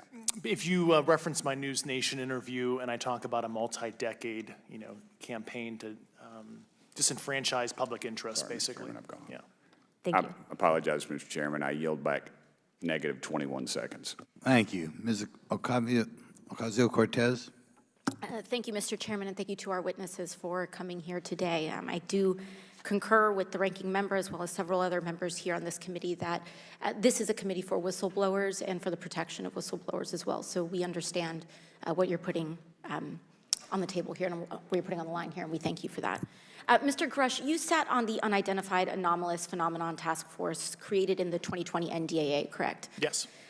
There have been some things that have been mentioned here during this hearing that I wanted to pick up on. Mr. Graves, you mentioned specifically during the answers to one of your questions, you named Boeing contractors being engaged in an incident regarding this red cube about a football field wide. I was wondering if you could speak a little bit about the interaction, or Mr. Grush, either of you, the interactions between defense contractor companies and any UAP-related programs or activities. So I'll just say that the information about the contractor himself were provided by a witness, and I have no particular detail in that relationship. Mr. Grush? The kind of general unclassed wave tops, certainly the contractors, are the metal benders, so to speak. They're the ones actually doing specific performance on government contracts. Are they required to issue any disclosure regarding UAP sightings, or do they engage in any reporting around this? In terms of the contractors, Yes. not that I'm aware of. They do not. Okay. Now, when it comes to notification that you had mentioned about IRAD programs, we have seen defense contractors abuse their contracts before through this committee. I have seen it personally, and I have also seen the notification requirements to Congress abused. I am wondering, one of the loopholes that we see in the law is that there is, at least from my vantage point, is that depending on what we're seeing, is that there are no actual definitions or requirements for notification. What methods of notification did you observe? Like when they say they notified Congress, how did they do that? Do you have insight into that? For certain IRAD activities, I can only think of ones conventional in nature. Sometimes they flow through certain, I'll just say, SAP programs that have cognizant authority over the Air Force or something, and those are congressionally reported compartments, but IRAD is literally internal to the contractor, so as long as it's money, either profits, private investment, et cetera, they can do whatever they want. To put a finer point on it, when there is a requirement for any agency or company to notify, or any agency to notify Congress, do they contact the chairman of a committee? Do they get them on the phone specifically? Is this through an email to hypothetically a dead email box? A lot of it comes through what they call the PPR, Periodic Program Review Process. If it's a SAP or Controlled Access Program Equity, and then those go to the specific committees, whether it be the SAS, CAS, HISI. Thank you. I apologize, my time is limited. Mr. Graves, one of your main concerns is that the FAA currently does not have an official process to receive reports of UAP from pilots or others, correct? Correct. And in your experience, what data should the Aero program prioritize for potential collection? We have, location, date, time, but are there other specific characteristics that should be included in these reports? Certainly. I think that there's two categories that would be important. One would be kinematics and understanding the specifics of how the vehicle or objects are moving. And the second would be a more zoomed out approach of being able to look at origin and destination before the incident, as well as getting a better contextual understanding of how these objects are interacting with each other. Thank you. Now, because I only have a minute left, I apologize, we only have 5 minutes today, but for the record, if you were me, where would you look? Titles, programs, departments, regions, if you could just name anything. And I put that as an open question to the three of you. I'd be happy to give you that in a closed environment. I can tell you specifically. Thank you. Commander Fravor? And I would say, and I've told people that you have to know where to look. They're not going to divulge it to you because of the classification levels. But if you know where to look and who to talk to, which is exactly what Mr. Grush can point you, then you have them. Okay. Mr. Graves? I was an operator, so I was depending on folks like Mr. Grosh to do that homework. Okay. Thank you very much. I yield back to the chair. Mr. Biggs? Thanks, Mr. Chairman. I thank the witnesses for being here today. I'm over here. Thank you so much for being here. I want to get into specifics here, and the reason I'm going to go this way is because you've talked a bit about what I would call misdirection by official U.S. government with regard to UAPs, right?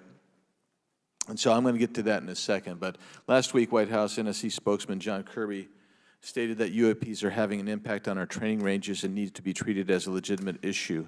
Do you concur with his statements? That's for each of you. Yes. Yes. Yes. Okay.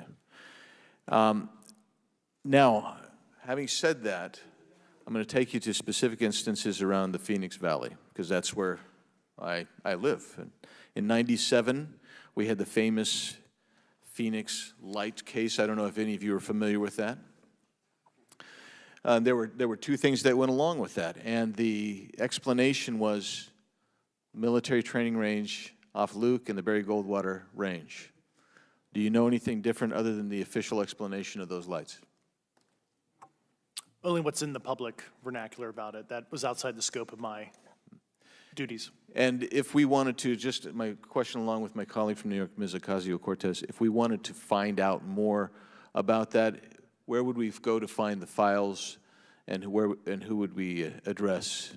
And are you going to tell me we need to go to a SCIF so you can tell us in a SCIF? I could potentially give you a vector on that. That specific case, I'm familiar with it in terms of public, but I give you a vector in a closed environment, yeah. That would be good, thank you. So if it's true that UAPs are having an impact on training ranges, and this administration considers it to be a legitimate issue, what steps can Congress take to address training range impacts? And I say that having two very large training ranges in my state. And so we'll start with Mr. Graves and going down the panel. Some of the initial procedures have been implemented, such as within the United States Navy, that have a range failure report that gathers information from pilots. I understand that a service-wide reporting mechanism is still pending. However, that would be a great next step, not only for gathering information, but for showing the troops that it is an acceptable topic and reducing the stigma. Okay, please, all of you continue. Yeah, as a recipient of a lot of those training range reports, sometimes we only get contextual kind of oral reporting. It'd be nice if they attached all sensor data and there's a system in place that can handle multiple classifications of data. And that's an issue with the F-35, right? That jet was never built to be an ISR platform. And it's a pain in the, we'll just say butt, to get that data off, so, yeah. Great, thank you. Yeah, I would agree with the previous two, being a user of those training ranges, that the data has to be out there. You have to acknowledge that you're seeing them, and then you have to collect the data. Right now, you get the report, someone says, I saw something, but no one collects the radar data to back it up and do research. Okay. Do you believe that the 2019 classification guidelines for UAPs interferes with the federal government's ability to be transparent with the American people? And do you think we need to be more transparent with the American people? All of you, yeah. I'll say yes to that. Yeah, I'm familiar with at least the UAP Task Force 2019 Security Classification Guide. I think it's fair. I did actually help author that with the director. You got a bias that way then. But I will say, I'll call it a lazy attitude about declassifying videos. I mean, I've seen some of the videos of the recent shoot down, and I saw no reason that couldn't have been released as long as they mask some data. The American people deserve to see that imagery and full motion video. I would think, well, in my opinion, I will say things are overclassified. I know for a fact the video or the pictures that came out in the 2020 report that had the stuff off the East Coast, they were taken with an iPhone off the East Coast. A buddy of mine was one of the senior people there, and he said they were originally classified at TSSCI. And my question to him was, what's TSSCI about these? They're an iPhone literally off the vacapes. That's not TSSCI. So they're overclassified, and as soon as they do that, they go in a vault, and then you all have to look for them. Yeah, so with the overclassification, that may be one way. Are there other ways that the DOD or intelligence agencies are keeping this information from the American people or even from Congress? I think part of that has been not encouraging reporting. If the problem is not something that can be measured, it's not something that's going to be fixed. Okay, very good. Well, I'm out of time, and I thank you, Mr. Chairman, and I yield back. First of all, without objection, Representative Nick Langworthy of New York has waived on the subcommittee for purpose of questioning witnesses at today's subcommittee hearing. And then we go to Mr. Burleson. Thank you, Mr. Chairman. Appreciate you guys coming out today, testifying. Look, I've been here for 6 months, and I'm pretty skeptical. I don't trust anything in this town. And so I think that's because I'm from Missouri. You've got to show me, right? With that being said, There's been a lot of things that have been said in the public, Mr. Grush, and so I want to get down to, if we can, some specifics, right? So at one point you had said that there has been harmful activity or aggressive activity. Has any of the activity been aggressive, been hostile in your reports? I know of multiple colleagues of mine that got physically injured. And the activity, and I got by UAPs or by people within the federal government? Both. Okay, so there has been activity by alien or non-human technology and or beings that has caused harm to humans? I can't get into the specifics in an open environment, but at least the activity that I personally witnessed, and I have to be very careful here, because they tell you never to acknowledge tradecraft, right? So what I personally witnessed, myself and my wife, was very disturbing. Okay. One of my constituents actually sent this next question, and I figured I'd ask it since I had the same thought. You've said that the U.S. has intact spacecraft. You said that the government has alien bodies or alien species. Have you seen the spacecraft? I have to be careful to describe what I've seen firsthand and not in this environment, but I could answer that question behind closed doors. Yeah. And have you seen any of the bodies? That's something I've not witnessed myself. Okay, and so with that being said, and the other statement that has been made that was intriguing to me and it's intriguing because my view has been that we are billions of light years away from any other system. And the concept that an alien species that's technologically advanced enough to travel billions of light years gets here and somehow is incompetent enough to not survive Earth or crashes is something that I find a little bit far-fetched. And with that being said, you have mentioned that there's interdimensional potential. Could you expound on that? Yeah, to answer your first question, and I'm here as a fact witness and expert, but I will give you a theoretical framework, at least to work off, to kind of espouse crashes, regardless of your level of sentience, right? Planes crash, cars crash, n number of sorties, however high, a small percentage are going to end in mission failure, if you will, as we say in the Air Force. And then in terms of multidimensionality, that kind of thing, the framework that I'm familiar with, for example, is something called the holographic principle. It derives itself from general relativity and quantum mechanics, and that is, if you want to imagine a 3D object such as yourself casting a shadow onto a 2D surface, that's the holographic principle. So you can be projected, quasi-projected from higher dimensional space to lower dimensional. It's a scientific trope that you can actually cross, literally, as far as I understand, but there's probably guys with PhDs that we could probably argue about that. But you have not seen any documentation that that's what's occurring? Only a theoretical framework discussion, yes. Okay. Okay. Occam's razor is that these aircraft, have they been identified that they are being produced by domestic, military and contractors? Is there any evidence that that's what's being recovered? Not to my knowledge, plus the recoveries predate a lot of our advanced programs that I previously am witting of, so. Would it be safe to say that there could be a scenario today where you have an aircraft that crashes because it's been involved in one program from one federal agency, but the agency that retrieves it is not aware of that program, and to them it appears alien in origin?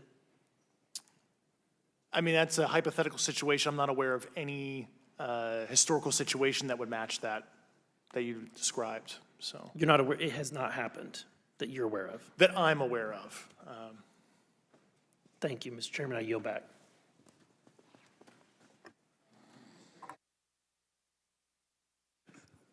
Several months ago, my office received a protected disclosure from Eglin Air Force Base indicating that there was a UAP incident that required my attention. I sought a briefing regarding that episode and brought with me Congressman Burchett and Congresswoman Luna.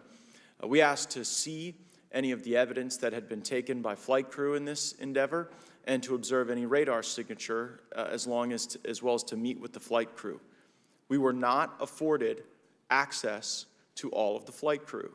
And initially, we were not afforded access to images and to radar. Thereafter, we had a bit of a discussion about how authorities flow in the United States of America, and we did see the image. And we did meet with one member of the flight crew who took the image. The image was of something that I am not able to attach to any human capability, either from the United States or from any of our adversaries. And I'm somewhat informed on the matter, having served on the Armed Services Committee for 7 years, having served on the committee that oversees DARPA and advanced technologies for several years. When we spoke with the flight crew, and when he showed us the photo that he'd taken, I asked why the video wasn't engaged, why we didn't have a FLIR system that worked. Here's what he said. They were out on a test mission that day over the Gulf of Mexico.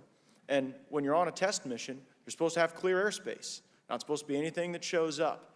And they saw a sequence of 4 craft in a clear diamond formation for which there is a radar sequence that I alone have observed in the United States Congress.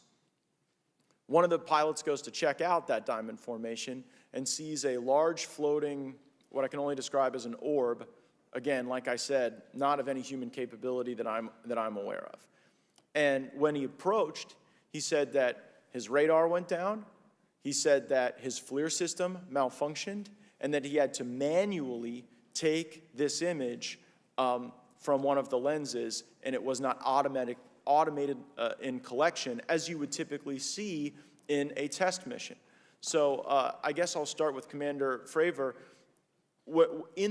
How should we think about the fact that this craft that was approached by our pilot had the capability of disarming a number of the sensor and collection systems on that craft?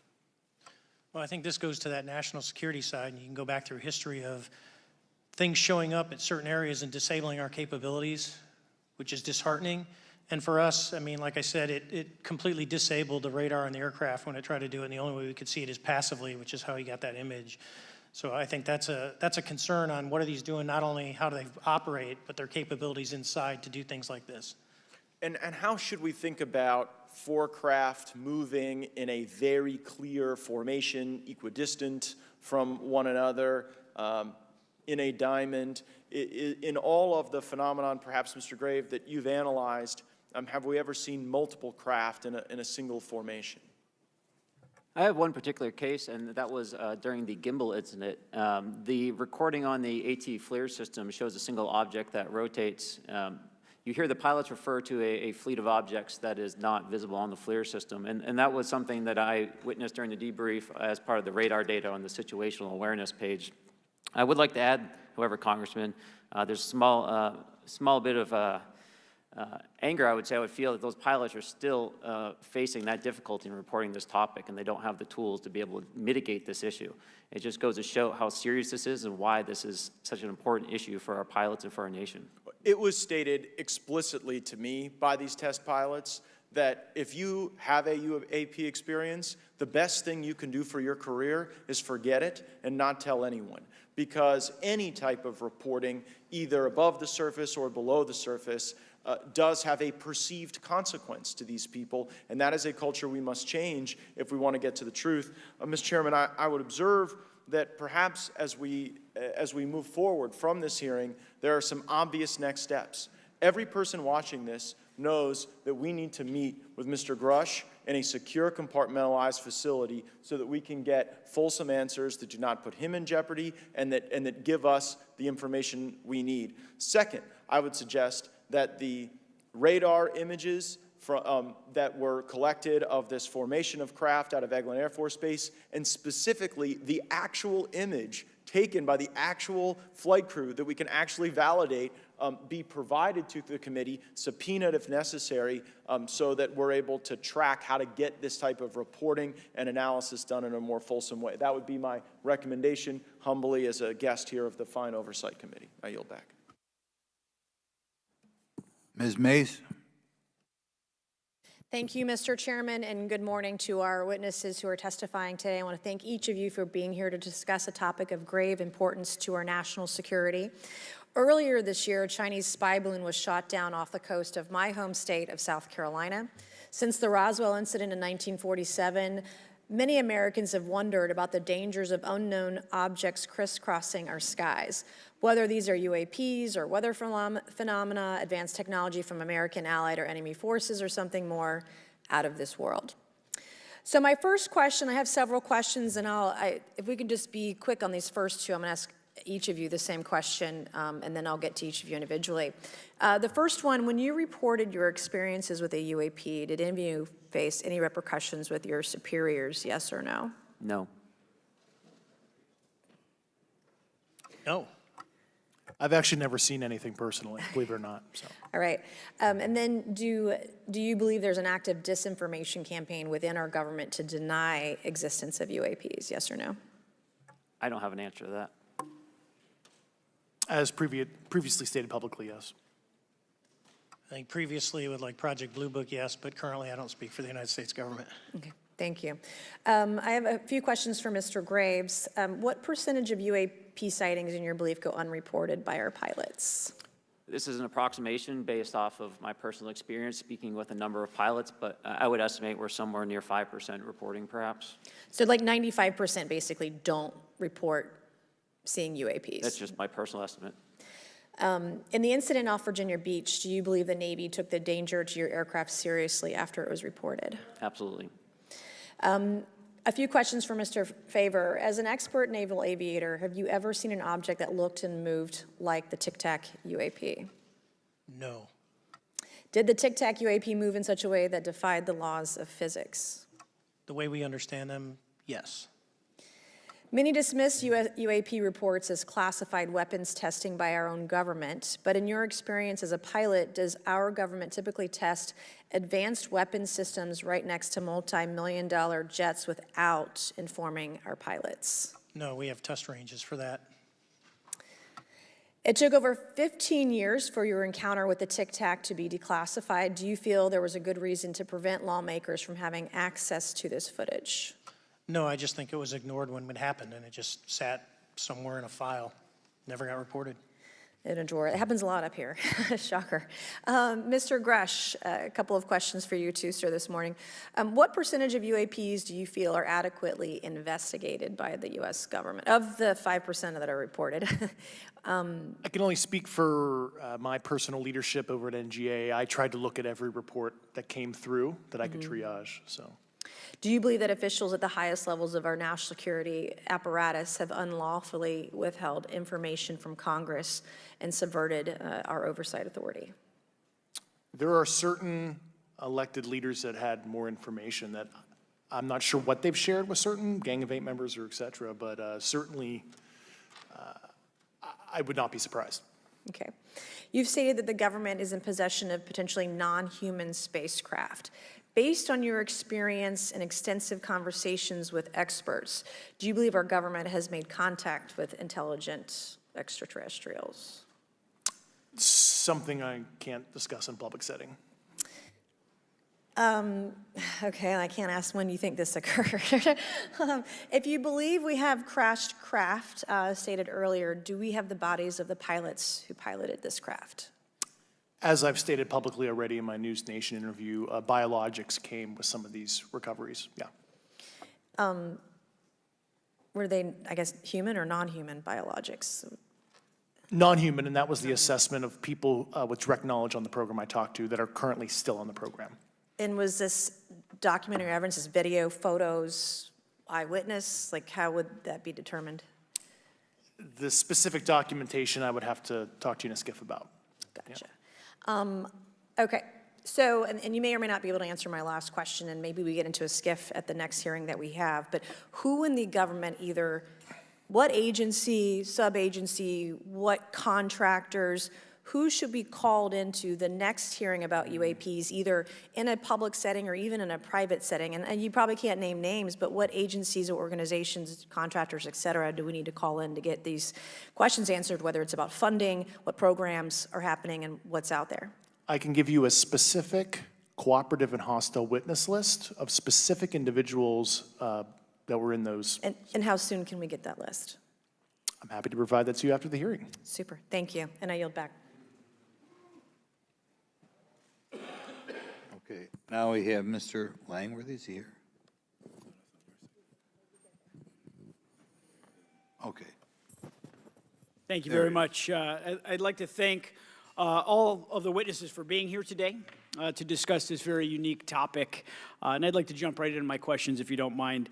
Commander Fravor, can you briefly describe your background? Yeah, I was an enlisted Marine, Naval Academy graduate, Navy, flew for 18 years, got a master's from University of Houston, and I've worked in the private sector for the last, 16 years, 17 years. I do a lot of defense work.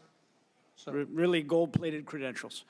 Commander Fravor, we have all seen the floating Tic Tac video that you engaged with on November 14th, 2004. Can you briefly talk about why you were off the coast of San Diego that day?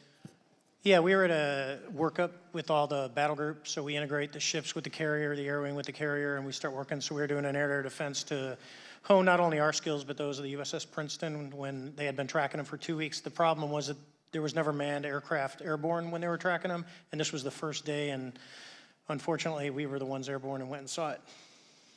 Do you remember the weather that day? Was it cloudy or windy or anything out of the ordinary on the Pacific coast? It was actually, if you're familiar with San Diego, it was a perfect day, light winds, no whitecaps, clear skies, not a cloud. It was, for flying, it was the best. Now, is it true that you saw, in your words, a 40-foot flying Tic Tac shaped object? That's correct. Or for some people that can't know what a Tic Tac is, it's a giant flying propane tank. Fair enough.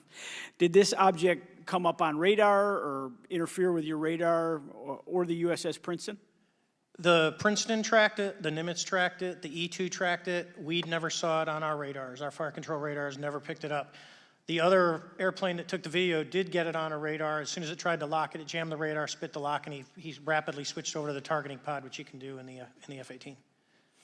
From what you saw that day and what you've seen on video, did you see any source of propulsion from the flying object, including on any potential thermal scans from your aircraft? No, there's none. There's no IR plume coming out, and Chad, who took the video, went through all the EO, which is black and white TV, and the IR modes, and there's no visible signs of propulsion. It's just sitting in space at 20,000 feet. In your career, have you ever seen a propulsion system that creates no thermal exhaust? No. Can you describe how the aircraft maneuvered? Abruptly, very determinate. It knew exactly what it was doing. It was aware of our presence, and it had acceleration rates. I mean, it went from 0 to matching our speed in no time at all. Now, if the fastest plane on Earth was trying to do these maneuvers that you saw, would it be capable of doing that? No, not even close. And just to confirm, this object had no wings, correct? No wings. Now, was the aircraft that you were flying, was it armed? No, never felt threatened at all. If the aircraft was armed, do you believe that your aircraft or any aircraft in possession of the United States could have shot the Tic Tac down? I'd say no. Just on the performance, it would just left in a split second. It looks like that we have a problem here that needs further investigation. Yes. In your belief, is this flying Tic Tac, I mean, is it capable of being the product of any other nation on the earth? No, like I said earlier, I think it defies current material science and the ability to develop that much propulsion. And I know there's been some physicists that have done calculations, which is beyond anything that we have. Well, either the United States has an adversary here in this world that we don't know, or we really have some serious investigations to do. I really appreciate you being here. Is there anything else about the November 14th, 2004 incident that you think is important for this committee to know that you haven't been asked here today? No, you know, it's been said it's probably the most credible UFO sighting in history based on all the sensors that were tracking it, and then for us to get visual and to go against the naysayers that it's something on the screen or whatever. I mean, there's 4 sets of human eyeballs. We're all very credible. Of the 6 of us that were involved in the thing, including the video, every one of us is going to do 20+ years in the military in very responsible positions. So I'd say the world needs to know that. It's not a joke. Well, thank you very much for your testimony here today for all of you, and I yield back, Mr. Chairman. Mr. Ogles? Thank you, Mr. Chairman, and thank you all for being here and the courage it took to come forward and again, the sacrifice that each of you have made. I serve on the National Security Subcommittee for the Financial Services Committee, so I really want to stay in the national security lane, if I may. So when we think about traditional adversaries and both us towards them and them towards us, you know, we probe their capabilities. We look for weaknesses, and we collect that data, that reconnaissance for in the event we need it in the future. For each of you, yes or no question, based off of your own experience or the data that you've been privy to, is there any indication that these UAPs could be essentially collecting reconnaissance information? Mr. Graves? Yes. Mr. Grush? Fair assessment, yeah. Mr. Fravor? Very possible. Again, in the national security vein, is it possible that these UAPs would be probing our capabilities? Yes or no, Mr. Graves? Yes. Grush? Yes. Fravor? Definitely. Is it possible that these UAPs are testing for vulnerabilities in our current systems? Yes. Yes. Possible. Do you feel, based off of your experience and the information that you've been privy to, that these UAPs provide an existential threat to the national security of the United States? Mr. Graves? Potentially. Yes, sir, potentially. Same answer, potentially. Yeah, I'd say Fravor? definitely, potentially. Mr. Graves and Fravor, you know, in the event that your encounters had become hostile, would you have had the capability to defend yourself, your crew, your aircraft? Absolutely not. Sir? No. Is, based off of the information that you've been privy to, is there any indication that these UAPs are interested in our nuclear technology and capabilities? Yes. By external observation, sure, that could be a fair assessment, yeah. Yes. Is there any indication that the Department of Energy is involved in UAP data collection and housing? I don't have an answer. I can't confirm or deny that in a public setting. And could you do it in a secure setting? Yes. Mr. Fravor? No, I don't know. Mr. Chairman, you know, I think I'm the last member to go, but there clearly is a threat to the national security of the United States of America. As members of Congress, we have a responsibility to maintain oversight and be aware of these activities so that, if appropriate, we take action. I would encourage the chairman to demand that we have any and all, but in particular Mr. Grush, talk to us in a skiff. And if that access is denied, I will personally volunteer to initiate the Holman Rule against any personnel or any program or any agency that denies access to Congress. Mr. Chairman, with that, I will yield the remainder of my time to my fellow colleague from Tennessee, Mr. Burchett. Thank you, Mr. Chairman. Thank you, Mr. Ogles, for the great questions, brother.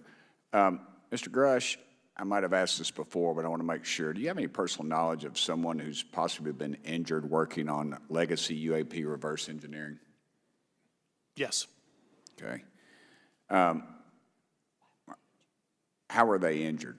Is it something like a radioactive type situation or something we didn't understand? I've heard people talk about Havana syndrome type incidences. What was your recollection of that?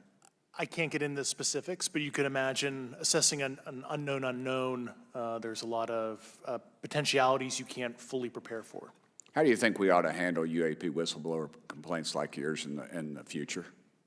Yeah, there was some issue with mine. So, PPD 19 process, it goes to the Intel committees, either through PPD 19 or ICD 120. There's not a good way for the Intelligence Community Inspector General to provide that to other committees. And I asked my information to be sent to the House and Senate Armed Services Committee because there are Title X equities at play, but there was no smooth process to do so. Yeah. That's a trash can. Are you aware of any individuals that are participating in reverse engineering programs for non-terrestrial craft? Personally, yes. Do you know any that would be willing to testify if there were protections for them? Certainly closed door and assurances that breaking their NDA, they're not going to get administratively punished for so. Yeah. I yield, Mr. Chairman. Thank you. We're going to do something a little bit out of the ordinary here. We're going to give 3 people a chance at an additional 3 minutes. So Mr. Burchett, do you want to keep going? Why don't you come back to me, Mr. Chairman? Ms. Luna, if she's on, is she on that list? Sure. Chairman, I'd like to submit for the record an article by News Nation, and it follows Mr. Grush's full interview for the record. Without objection. Thank you. Mr. Grush, why is it that you refer to the phenomenon as non-human intelligence? Why deviate from the basis of extraterrestrial life? I think the phenomenon is very complex, and I like to leave an open mind analytically to specific origin. When you say specific origin, are you referring, can you elaborate on that for those that might not? If it's a traditional extraterrestrial origin or something else that we don't quite understand from either a biological or astrophysics perspective, yeah, I just like to keep an open mind on what it could be, yeah. Okay, and referring to your News Nation interview, you had referenced specific treaties between governments. Article 3 of the Nuclear Arms Treaty with Russia identifies UAPs. It specifically mentions them. To your knowledge, are there safety measures in place with foreign governments or other superpowers to avoid an escalatory situation in the event that a UAP malevolent event occurs? Yeah, you're referring to actual public treaty in the UN Register. It's funny you mentioned that. Yeah, the Agreement on Measures to Reduce the Risk of Outbreak of Nuclear War signed in 1971. Unclassified treaty publicly available. And if you cite the George Washington University National Security Archives, you will find the declassified in 2013 specific provisions in the specific red line flash message traffic with the specific codes pursuant to Article 3 and Article, also Situation 2, which is in the previously classified NSA archive. What I would recommend, and I tried to get access, but I got a wall of silence at the White House, was those specific incidents when those message traffic was used. I think some scholarship on that would open the door to a further investigation using those publicly available information. Thank you. And then my last question with 51 seconds remaining. You mentioned white-collar crimes potentially being taking place in regards to a cover-up. Can you please elaborate? I have concerns based on the interviews I conducted under my official duties of potential violations of the Federal Acquisition Regulations, the FAR. Thank you very much, Chairman. I yield the remainder of my time. Okay, we'll go to Mr. Raskin for 3 minutes. Thanks, Mr. Chair, and I thank the witnesses for their endurance and service today. Mr. Fravor, you've described your episode in detail now, and you call it the most credible UFO sighting in history. But I wonder, was this the first time that you encountered a UFO or a UAP in 2004? Yes. And what was your general attitude or perspective on the UFO discussion before that happened? I never felt that we were alone with all the planets out there, but I wasn't a UFO person. I wasn't watching History Channel and MUFON and all that.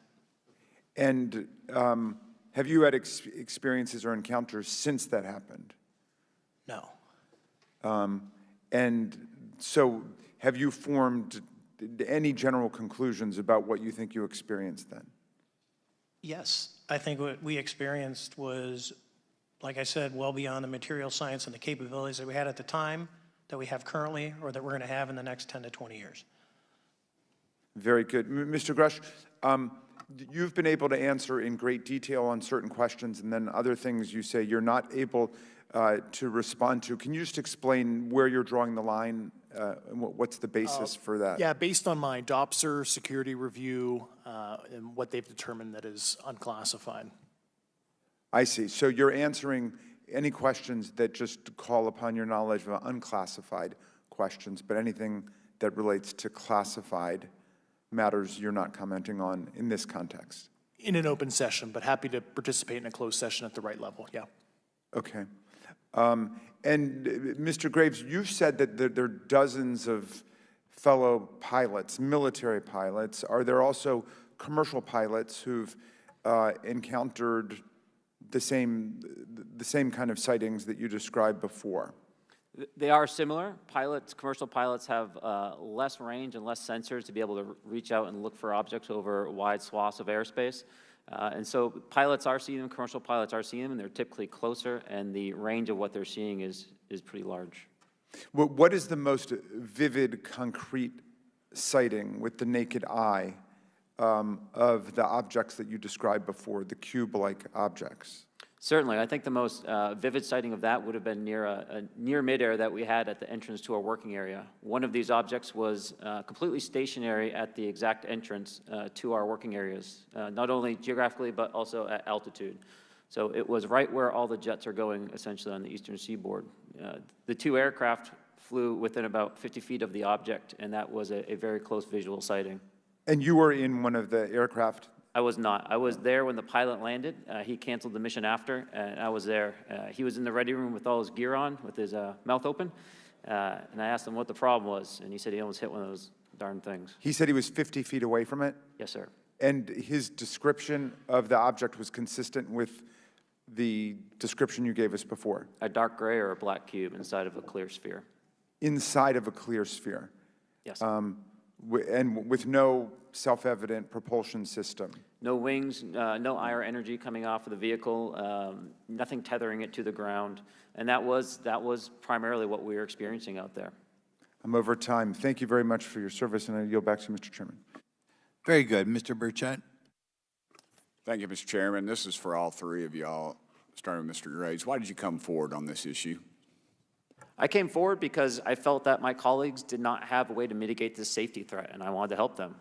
I was trained as an aviation safety officer by the Navy, and this it just felt right. I felt like I had to help the folks that were still flying and dealing with this.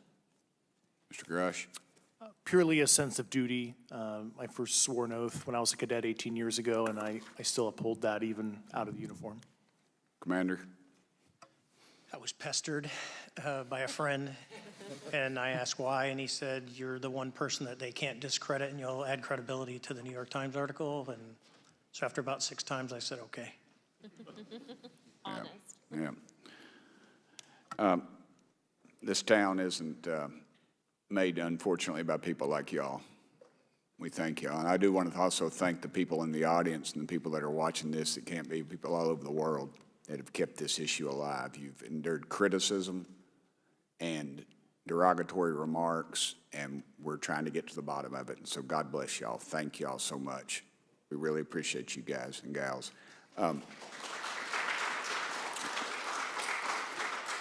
That's why we need term limits. Y'all keep clapping, us politicians just keep talking. So let me ask y'all, how can the public contribute to UAP reporting, and what avenues you think are available to the public to report these sightings? Well, right now, I don't think there is a lot of public options for every man to be able to report on this. I think even for professionals that have sensor data that are seeing these on a regular basis, they're still hesitant to come forward. And so for the general public, I think encouraging the conversations that we're having today, looking for technology solutions that can be distributed so that objective data can be gathered is the first place to go. Mr. Grush? I'll just touch on the whistleblower side of it. I do encourage, current and former military, intelligence community, and industry contractors to come forward in a legal way, either through the IC or DoD or whatever the cognizant IGs are, to lead, join me in this discussion. Commander, and I guess I should say this for the record. My daddy was United States Marine Corps, 1st Marine Division, so. Hoorah. Yes, sir. He was old school, him and Chesty Puller on Peleliu, so thank you, wow. brother. Wow. Yes, sir. I'm not anything like my daddy. He was incredible. I'm very mediocre, to say the least, but go You ahead. seem to be doing fine. Yeah. For me, I was an accident investigator, so the biggest thing that you learn, and I think that witnesses need to do is, one, don't try and make the fish bigger than it was. Stick to the facts, write it down, and don't speculate what you think it is because it will sway your decision. Just write the facts down. We can get all the facts together and we can start to investigate and get a real honest story instead of it was this big. Thank you all, and I want to thank everybody. We made history today. Mr. Chairman, I yield. Thank you much, Mr. Garcia. Thank you. I know now we're going to be making some closing remarks, and so I just wanted to say a few things. First, to our witnesses, I want to thank all of you for being here with us today. I know that it takes a lot of courage. You're telling really important information to this committee, and I just want to thank you also for all three of you, your service to our country. I also want to just note that today's hearing was both important but also serious, and I want to thank our subcommittee chairman, Mr. Grothman, I think for running a very fair and substantive hearing. I do want to thank the committee staff on both sides for the amount of work that it took to put this hearing in place, and certainly to all the members that have been involved in this issue prior to the hearing. I also want to note for our witnesses and for the public that I'm a freshman member of Congress, and I've only been here for 7 months, but this is by far the most bipartisan conversation and discussion that I have seen happen in the Congress. And I think that a topic of this significance as it relates to our national security, as it relates to information that we're trying to gather for the American public, does bring people together, and I think that's been really great to see. I think it's also important to note for the public, today in our hearing, we had on our side also both our full ranking member, which is Mr. Raskin, and our vice ranking member, which is Ms. Ocasio-Cortez, both here at our hearing. I think it shows the importance and seriousness that our side of the aisle is taking to this important hearing, but also to the broader issue as it relates to working with our Republican counterparts on this committee. I want to additionally add that I think it's really important that we have and continue these discussions and these hearings. Clearly, there's a lot of information that we don't know, but it's also very clear that we have to continue our investigation and accountability on asking the right questions and ensuring that they're part of the public record. One thing that was important today is some folks might wonder, why are we asking questions that might already be out there or that have been asked before? It's important that they're asked and put into the public record as it relates to this committee. And so I want to thank you for, answering some questions multiple times. I know, not just in maybe meetings you had with some members, but also here in the public. Let me also just add an additional note that it's important also that our friends in the media and those that are not just reporting on this hearing, but that have reported on this topic and that may in the future, the media has an important role in this process. And it's very important that the media engages, does independent investigation, and reports on not just what happened today, but what they see independently as what is happening around UAPs in the broader community. That is also an important public benefit that we have in trying to get the information and the facts as it relates to this. Let me also just say finally that as a teacher and an educator and a longtime teacher and researcher, that I also really believe in following facts, in doing your homework, and in making sure that you follow science as we try to get as much information as possible. And so I want to thank you all for agreeing to do that today. Transparency is a cornerstone of government. We live in a vast galaxy, a lot of unanswered questions, and thank you all for being here today. Mr. Chairman. Thank you. I'd like to one more time thank Mr. Burchett and Ms. Luna for bringing this to our attention. It's a topic that has interested me since I was in school. It was a very illuminating hearing. Obviously, I think several of us are going to look forward to getting some answers in a more confidential setting. I assume some legislation will come out of this. Sure. I apologize, Mr. Chairman. I need to compliment the folks in my office that did a lot of the work on this. Rachel and Noah sitting behind me here. They're very quiet and humble, but if without them, this thing would not have come off like it did, so I apologize. Thank you. I think we're going to want to look into what we can do to make more of this information public. I think there's certainly a time period after which it should always be made public, and people have been concerned about these issues, like I said, since I was in high school.